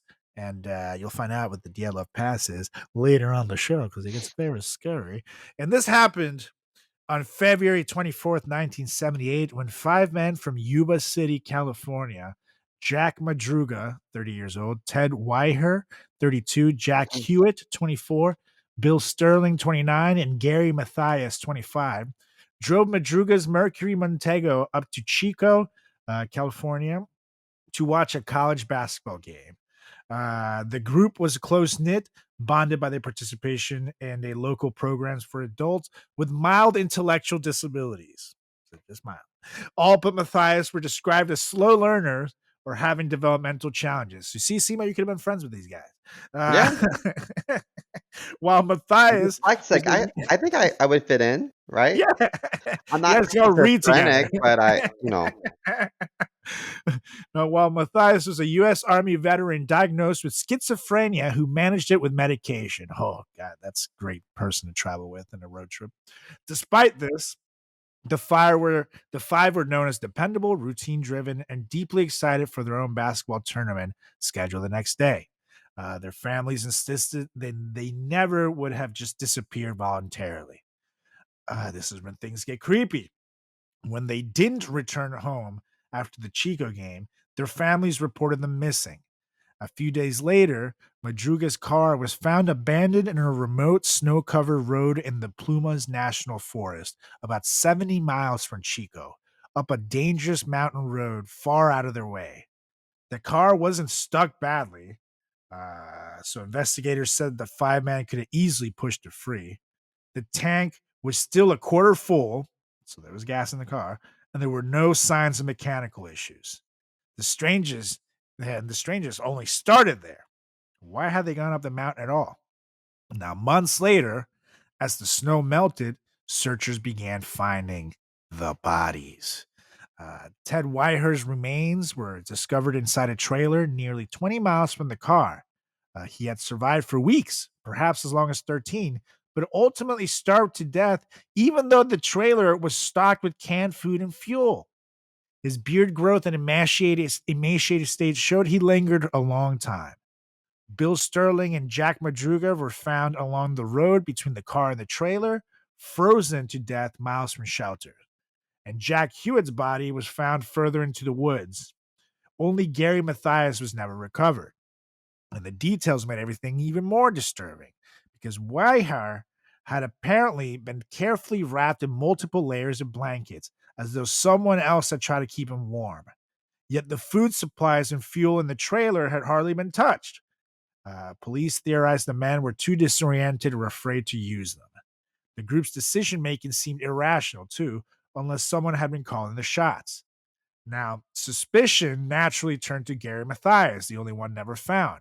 He was also the only one in the group with an intellectual disability, though he had schizophrenia and without an intellectual disability, though he had schizophrenia and a reputation for volatility when off his meds. Investigators speculated he may have led the others into the woods or that a psychotic episode triggered erratic decisions. Some of the group's families even feared Gary had hurt the others or abandoned them because his sneakers were found inside the trailer, suggested he had made it there alive. But beyond that, he vanished completely. At the same time, some evidence points away from Matthias as a villain. His family insisted he was stable at the time, faithfully taking his medication, and friends said he cared deeply about the groups, calling them his brothers. If he made it to the trailer, the fact that he wasn't among the dead could also mean he wandered further in the snow and simply succumbed to the elements, but his body was never found. Now, theories range from the mundane to the sinister. One possibility is that the men took a wrong turn after the basketball game, panicked in the snow, and followed misguided instincts deeper into the forest. Another suggests they were chased, maybe harassed after the games, and fled up in the mountain road in fear. Some locals also believe that Gary suffered an episode and unintentionally led his friends to their deaths. However, and family members reinforce the Saints of Mysteries. Madruga's mother insisted he never liked the snow and would never have driven into the mountains in such conditions, and Whitehurst's relatives couldn't fathom why he wouldn't have eaten the food in the trailer that might have saved them. Still, others whisper about foul play. The area was known for shady characters, leaving open the possibility the men ran into trouble they couldn't handle. And what keeps the case alive is how much doesn't add up. Why abandon the car when it wasn't stuck? Why didn't Whitehair eat the food that could have saved him? Who wrapped him in blankets so carefully? And where is Gary Mathias, whose body has never surfaced after nearly 50 years? The Yuba County Five sits in that eerie category of mysteries where the facts don't neatly align, where they victims of their own limitation, at companions' breakdowns, or something dark in the woods that night. And the uncertainty and Gary's disappearance is why the case is often called America's Dyatlov Pass. Ooh, and we'll learn about the Dyatlov Pass. Spoiler, a little bit later. Yeah. What do you think? I think Matthias like maybe forgot his medicine and like went nutso. Because if I you take your honestly medicine don't. like religiously, then you can like revert back to some like scary episodic Totally. like But even if he delusion. goes nuts, I feel like the other four of them would have been able to handle him. Especially that's their buddy. They knew him well.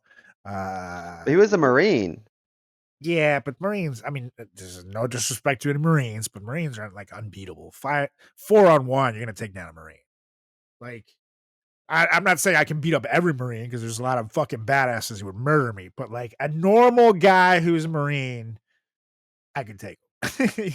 They're not like Maybe trained in like, now if it's a Green Beret, they'll fucking snap my neck and fuck me sideways before I can even blink an eye. Those guys are trained killers. But Marines, no, if not obviously on the field with a gun, he'll murder me. But like hand to hand, they're not like the highest of the high. They're like pretty average. So this might be a Bigfoot situation. I mean, the weird thing is the guy that lived 13 days, I mean, literally a day away from 2 weeks. And they found him. Someone was letting him sleep there at least, or someone had him covered up in blankets. But why weren't they eating the food? That's what makes it crazy in my case. No, but The other it guys wasn't. they No, could it have wasn't wandered around at 13 night. days.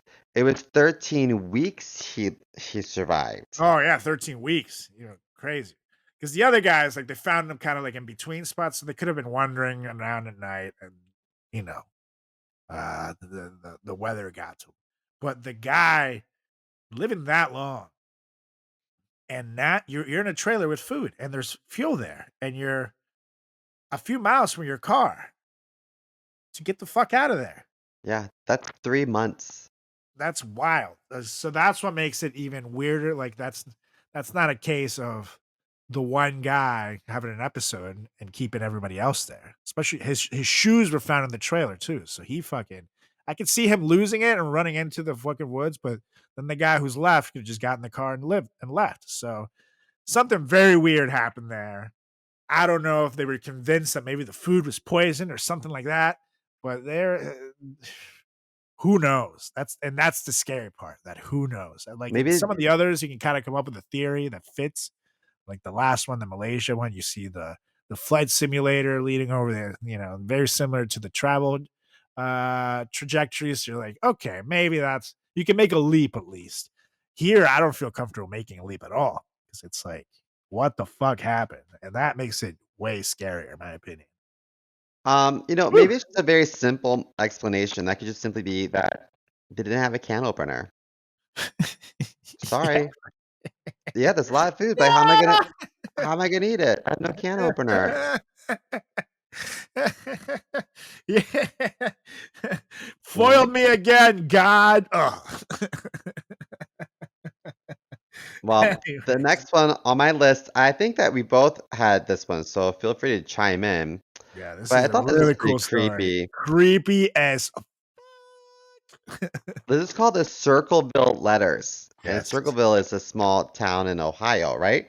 The So, town that invented the circle jerk. yes. Elephant walk, let's go.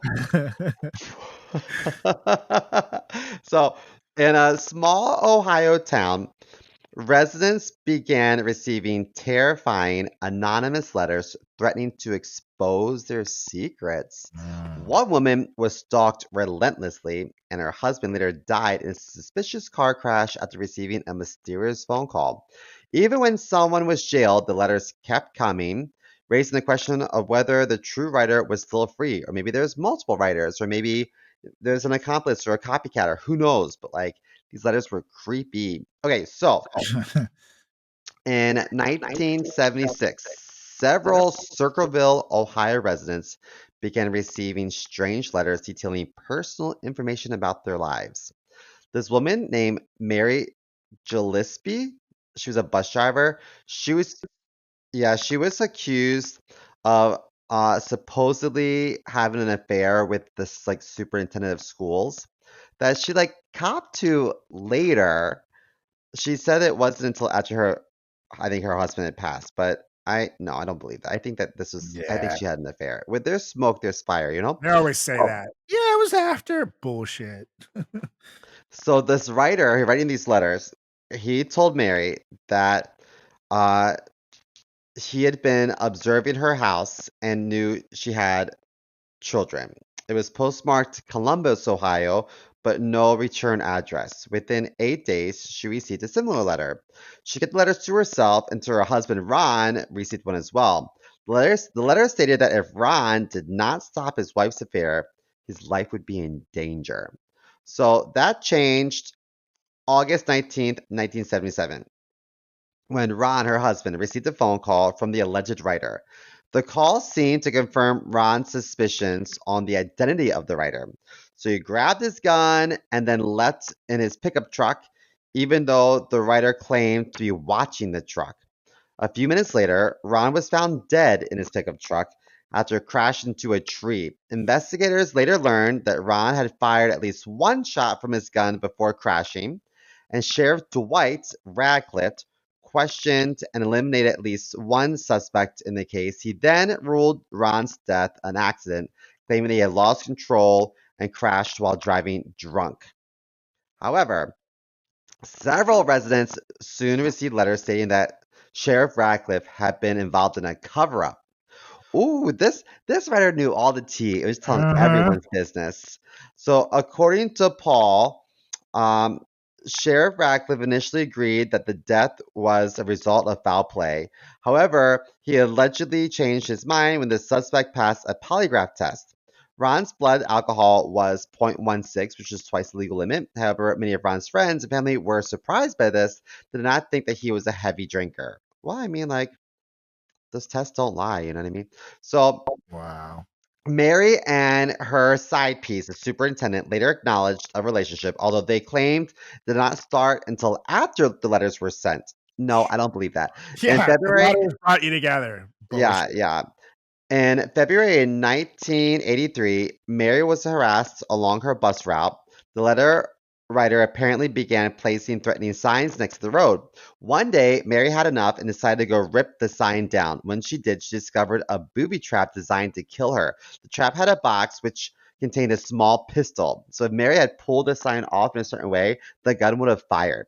So an amateur's Wow. attempt to was made to rub off the serial number on the gun. So when lab tests were able to raise the number, it was determined that the gun had belonged to this guy named Paul, who I mentioned earlier. But Paul was her brother-in-law. Yep. So Paul was her late husband's sister's husband. and he had recently separated from Paul from Ron's sister. So Paul claimed that his gun had actually been stolen. So on February Are you 25th, calling him Paul 1983, because you can't pronounce his last name? Because I see it as a kind of a weird one. Fresh fresh hour, Paul. So in February 25th, 1983, Sheriff Radcliffe asked Paul to meet him and take a handwriting test. He asked Paul to try and copy the handwriting from the letters. Sheriff Radcliffe had also had him write letters while repeating them verbally. So after the test, Paul took Sheriff Radcliffe to his garage and showed him where he kept his gun. Afterwards, the two returned to the courthouse where Paul was arrested and charged with attempted murder. So what is interesting is that while Unsolved Mysteries was filming this story, they received a postcard, apparently from the letter writer. It read, and I quote, "Forget Circleville, Ohio. Do nothing to hurt Sheriff Radcliffe. If you come to Ohio, you sickos will pay." Signed, the Circleville writer. That's fuck? so creepy. Yeah. Wow. So That's a good one. these creepos watch Unsolved Mysteries, and they probably get off on it. It's probably like Their favorite show. Yeah, they're probably beating their dick watching this I shit. mean, it is a good show. Don't get me wrong. If you make it to Unsolved Mysteries as an unsolved mystery, you know you made it. Oh, totes. So good for him. But that is fucking creepy. Especially because Yeah. Unsolved Mysteries has the money to verify that it's the same handwriting. So, oof, that's creepy. Creepy. Anyways, you have one left. I have two left. Yeah. We're down to the final three.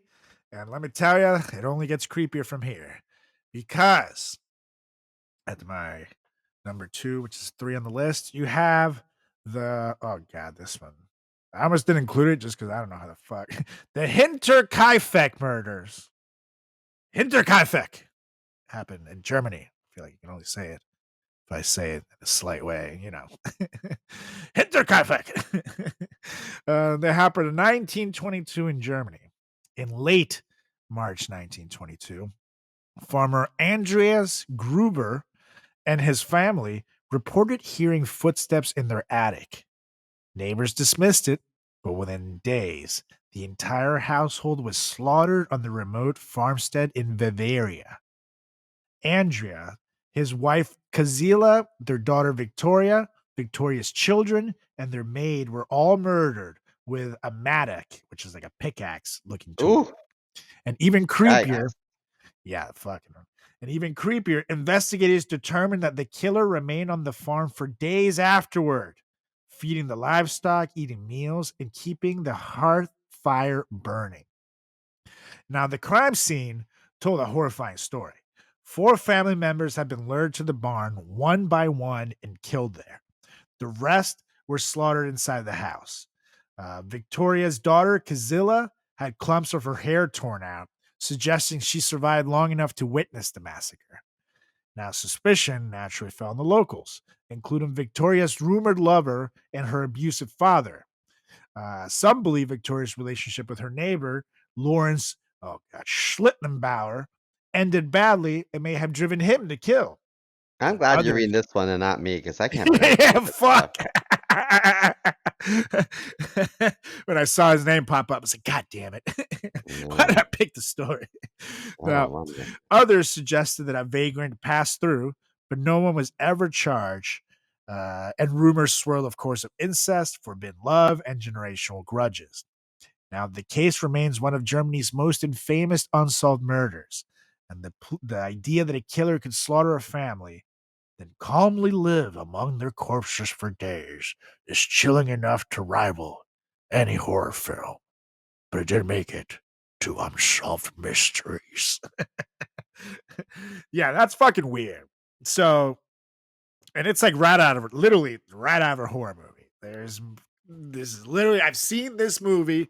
It's like, sounds like the movie Sinister, where the fucking kid starts hearing footsteps in the fucking attic, and then they find a tape, and it turns out there's some killers that come and fucking kill everybody. So this is right out of every horror movie that you had ever seen, except it is real life, which makes it even scarier. But I think the scariest part to me of the situation is the luring of the people one by one. Like these people, obviously, if they're all in the same room, they might be able to fight back, even though it's mostly women. Who knows? But you have a numbers game at least, so you have a shot.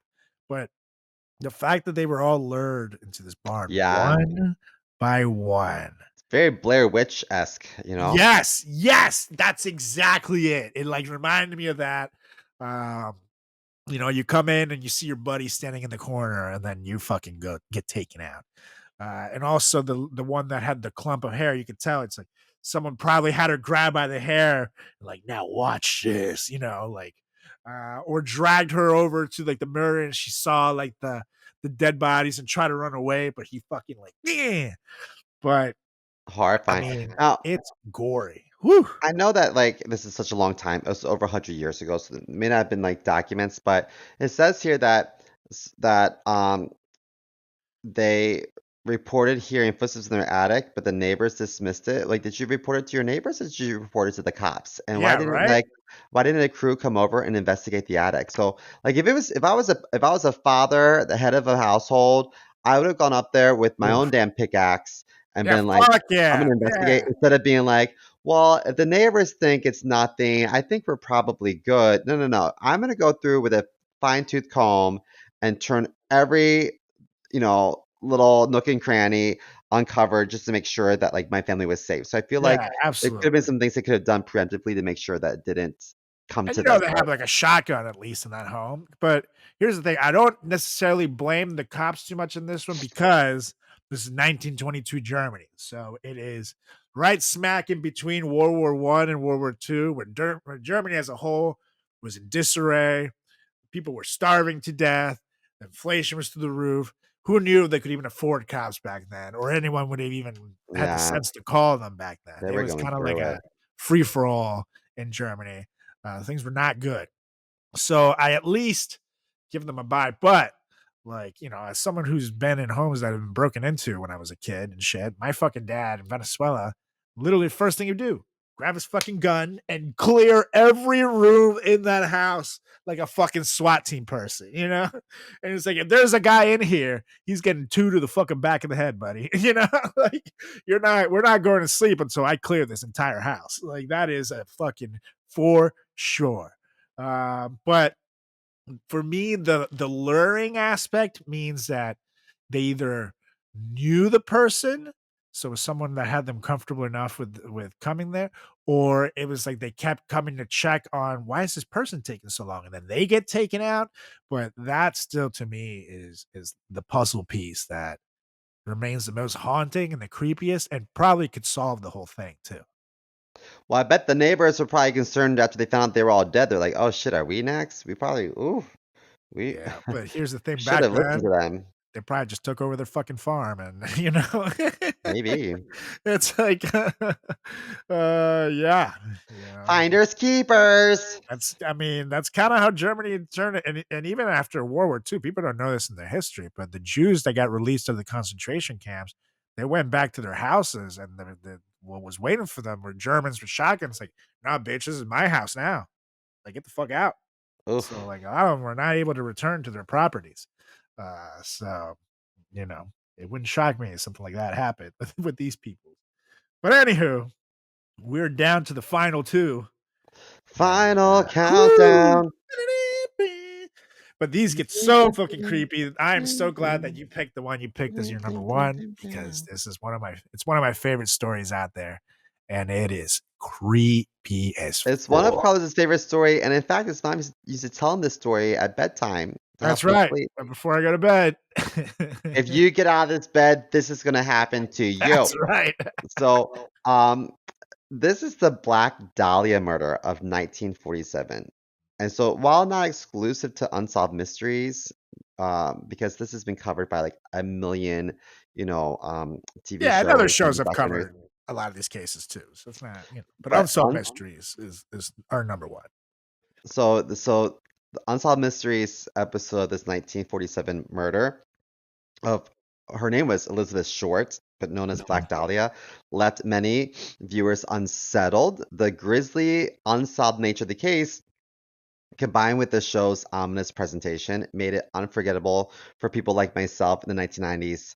90s audiences like really were shook. So, um, this girl, Elizabeth Short, was known as the Black Dahlia. She had jet black hair and preferred black dresses and lingerie. And I think that she was probably a prostitute. I think that she was a big hoe. But Oh, that's what people known assumed back then. Oh, she dresses like this. She must be a hooker or some shit, which didn't help her get any popularity when she was murdered, or sympathy, I should say. But yeah, go well, on. I have a reason for that. I'll get to that in a moment. But those who knew her best said she had a tattoo of an exotic flower on her inner thigh, Mhm. which is why I think she was a whore. No, I'm just kidding. Now, if it was a tramp stamp, then But you got it. people, She people, invented the tramp stamp. yeah. So people had stated that she desperately wanted to be a Hollywood actress. So I'm Yeah. like, well, how desperately did you want it? Like, what were you willing to do? But her fame would not come from the movies, unfortunately. It would come from her death, a murder which has gone unsolved for over 60 years. So, Yeah. on a cold morning in 1947, the nude, so butt naked, mutilated body of 22-year-old Elizabeth Short was discovered in a vacant lot in the Lamert Park area of Los Angeles. What made the murder so unique was the barbaric nature of the crime. The Black Dahlia's body had been very neatly cut in half, gutted, and drained of blood. Um, so this guy who wrote about this crime, he said her face had been very brutally cut from ear to ear in a grin. Her throat had been cut and she had been mutilated sexually. Basically, she was the worst case of a sex crime in the history of LA. So if something like happened in something scary happened in bumfuck, I don't know, Fargo or something, everyone would be like, oh my god, this is so scary, this is the scariest thing we've ever seen. But like LA has seen some shit. So for LA to say this is like the worst thing we've ever seen, and that's gotta be pretty bad, you know? So then a mysterious package was mailed to a local newspaper. The package was from the killer. So inside the envelope, they found Elizabeth Short's address book, which was in reality her trick book. So it had a lot of, it was like a black book of all the people she was like fucking, which is why I think she might have been a whore, or at least, or just very sexually progressive. Who knows? Right. Um, and one of the pages in that book was missing. And it is undoubtedly true that upon that page was the name of the man who actually had killed her. So the package was the closest anyone got to the Black Dahlia's killer. Um, there was another interesting case in Ohio. Let me tell you, Ohio's not painting a good picture for itself. I don't want to go Yeah. to Ohio. Damn. But between 1934 and 1938, there was about 13 mutilated bodies discovered um, in around like Cleveland, and the victims were all prostitutes or drifters, and the killer had dismembered most of the bodies with surgical precision, just like the Black Dahlia case 9 years later. So I think that they caught this guy, and he went to like a mental institution or something. So maybe the killer was caught, we don't know, but there wasn't enough evidence to link him to Black Dahlia on the other side of the country. Yeah. And there were a ton of other suspects too in the Black Dahlia case, movie producers, all kinds of shit. But that's where it gets messy too. A lot of the people who would have been suspects in this particular case also had connections, which made the investigation stall. And we would have to take a much deeper dive into this case because there is really so much into it. And if you guys want to hear it, let us know. But basically it was found out that the police themselves also made efforts to stall the investigation and make sure that it didn't necessarily go the right way, even though there were some that were working the case fully. But like it was like the kind of thing where, let's say you would make progress on the case and then somebody would take you off the case all of a sudden. So there was very shitty weird things that the police did as well that made sure this person didn't get caught. But it makes me think of like a Harvey Weinstein type of character, with his high end killer probably taking care of it. But who knows? This is the kind of thing where the crime scene itself is so gory. Like, you have to know what the fuck you're doing to drain the blood of a human being alone, but then to quickly, it was like she was cut into pieces and shit and made into like a doll, essentially. Like a marionette was almost like what her body fucking looked like And she after was the fact. drained of blood. Like, that is crazy. She was How did mutilated, they like someone even who do that? at least was a cow farmer or some sort of surgeon, something, because you got to know what the fuck you're doing to do that without fucking it up.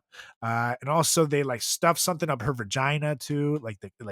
The crime scene was really, really gory. If you want to read more about it, definitely Google it. But good lord, we stop after the things in the vagina. Don't do it at night. Do it during the day. Yes, Don't but it's don't one wreck of the your night of sleep. craziest.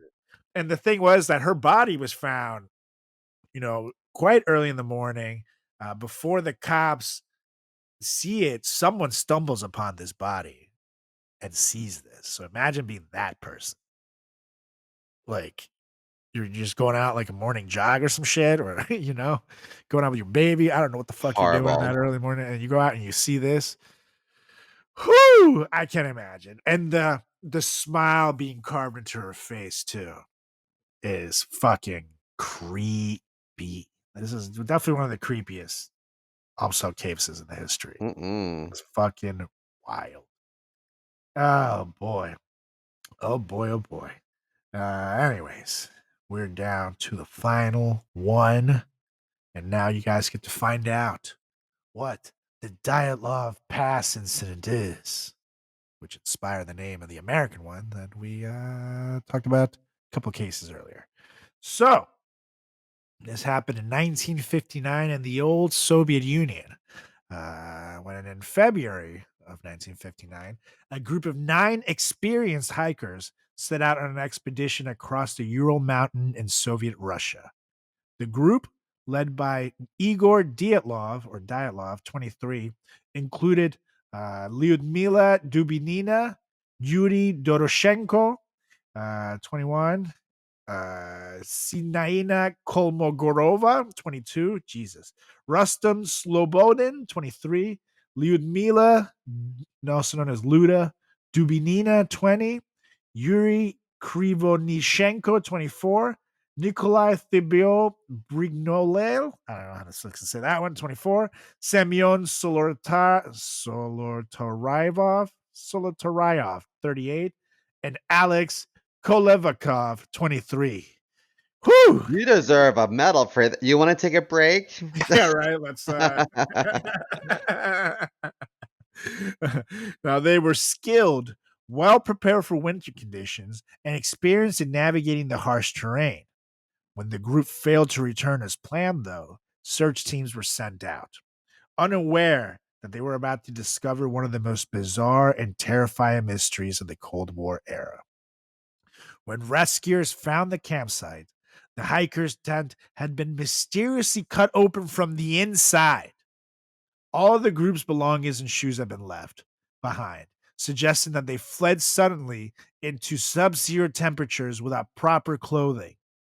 Footprints in the snow showed some had walked barefoot or in socks for hundreds of meters away from the tent, as though fleeing an unknown threat. The sheer irrationality of this video immediately raised questions. What could have terrified trained hikers enough to abandon shelter in extreme cold?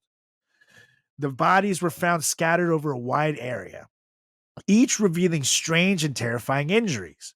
For example, Dubinina was missing her tongue, eyes, and parts of her lips, while Tibio Brignoles had severe skull fractures, and Slobodin had massive chest trauma. Some injuries were so severe that initial reports suggested a high energy impact, almost as if a car had run over them. Yet there were no external wounds consistent with an accident. Other hikers were found relatively intact, frozen to death in positions indicating hypothermia, further complicating the mystery.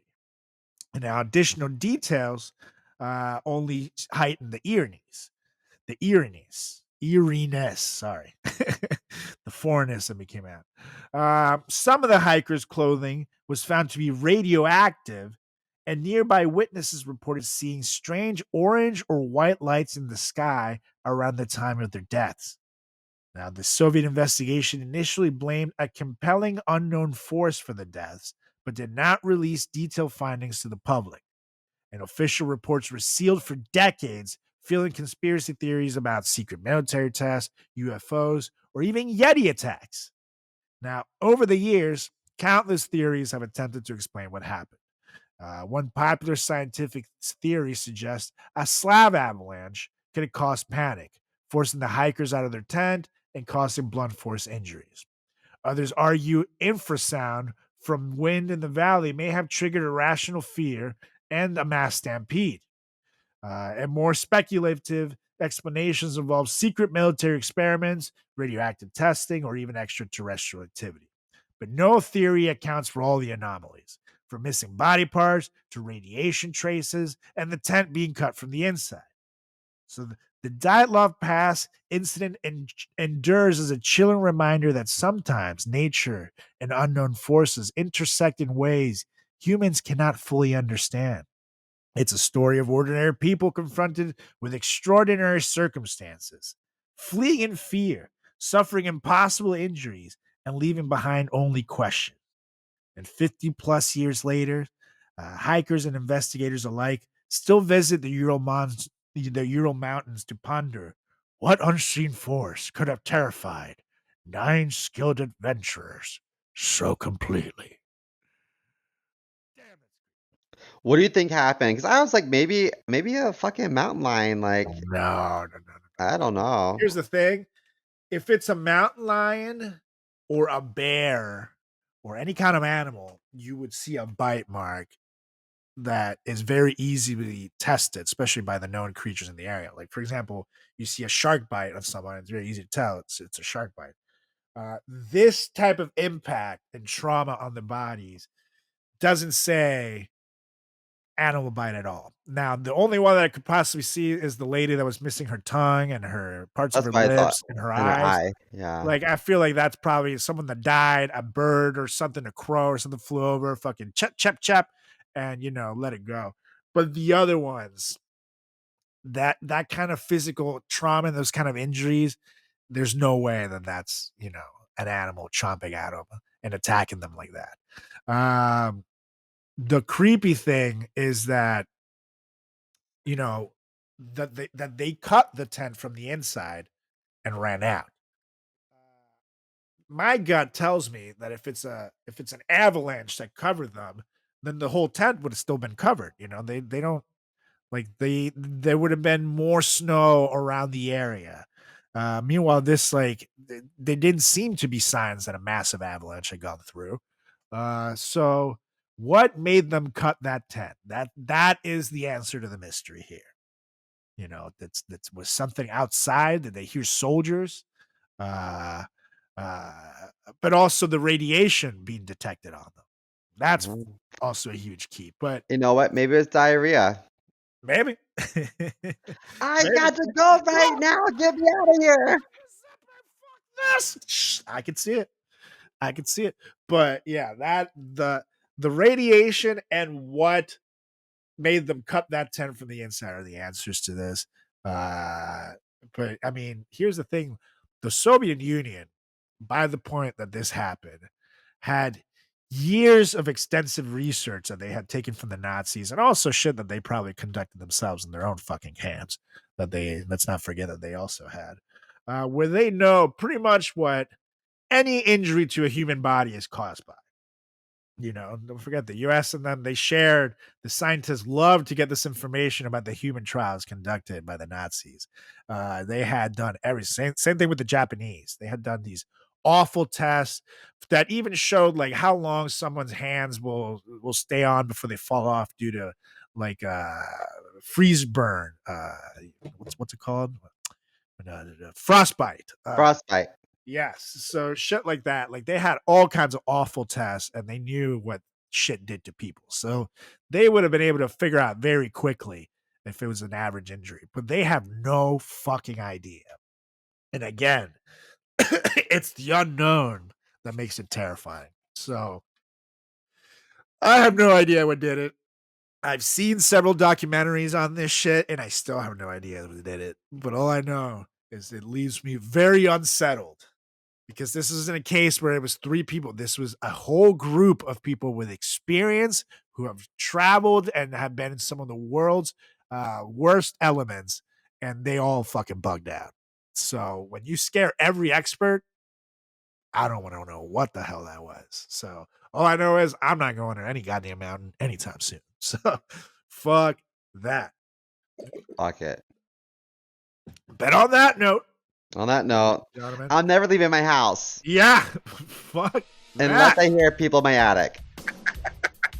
That was our list of the top 10 scariest unsolved mysteries right here at the Frat Chat Podcast. So let us know what you thought of our list. Give us a follow on all social channels. Shoot us an email, fratchatpodcast@gmail.com. Again, ask us anything. Send us topics. Tell us about your day. We don't give a fuck. Just do it. Give us a follow on all social channels at Frat Chat Podcast. That's on Instagram. That's on Facebook. That's on Threads. That's on YouTube. That's on Twitter/X. Also, give us a follow and check out my website, carlosgarciacomedy.com. You can check me out on all social channels at Carlos Does the World. That's on Instagram. That's on TikTok. That's on Threads. That's on YouTube and Facebook. Carlos Does the World on Twitter/X. And last but not least, check out my buddy CMO over here. Heyo. Chris.moore.comedy on Instagram and TikTok, and CMoore Comedy on Twitter/X. Oh, yeah. So, Mr. Mo, it's time for us to go. So why don't you please get us out of here? I motion to adjourn this meeting to go pick up some, like, effervescent hitchhikers outside of cemeteries. And I second, because these mysteries won't solve themselves.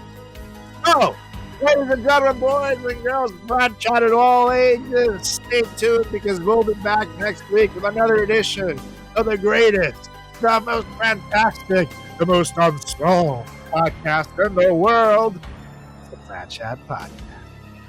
See ya! Peace. Oh, so good.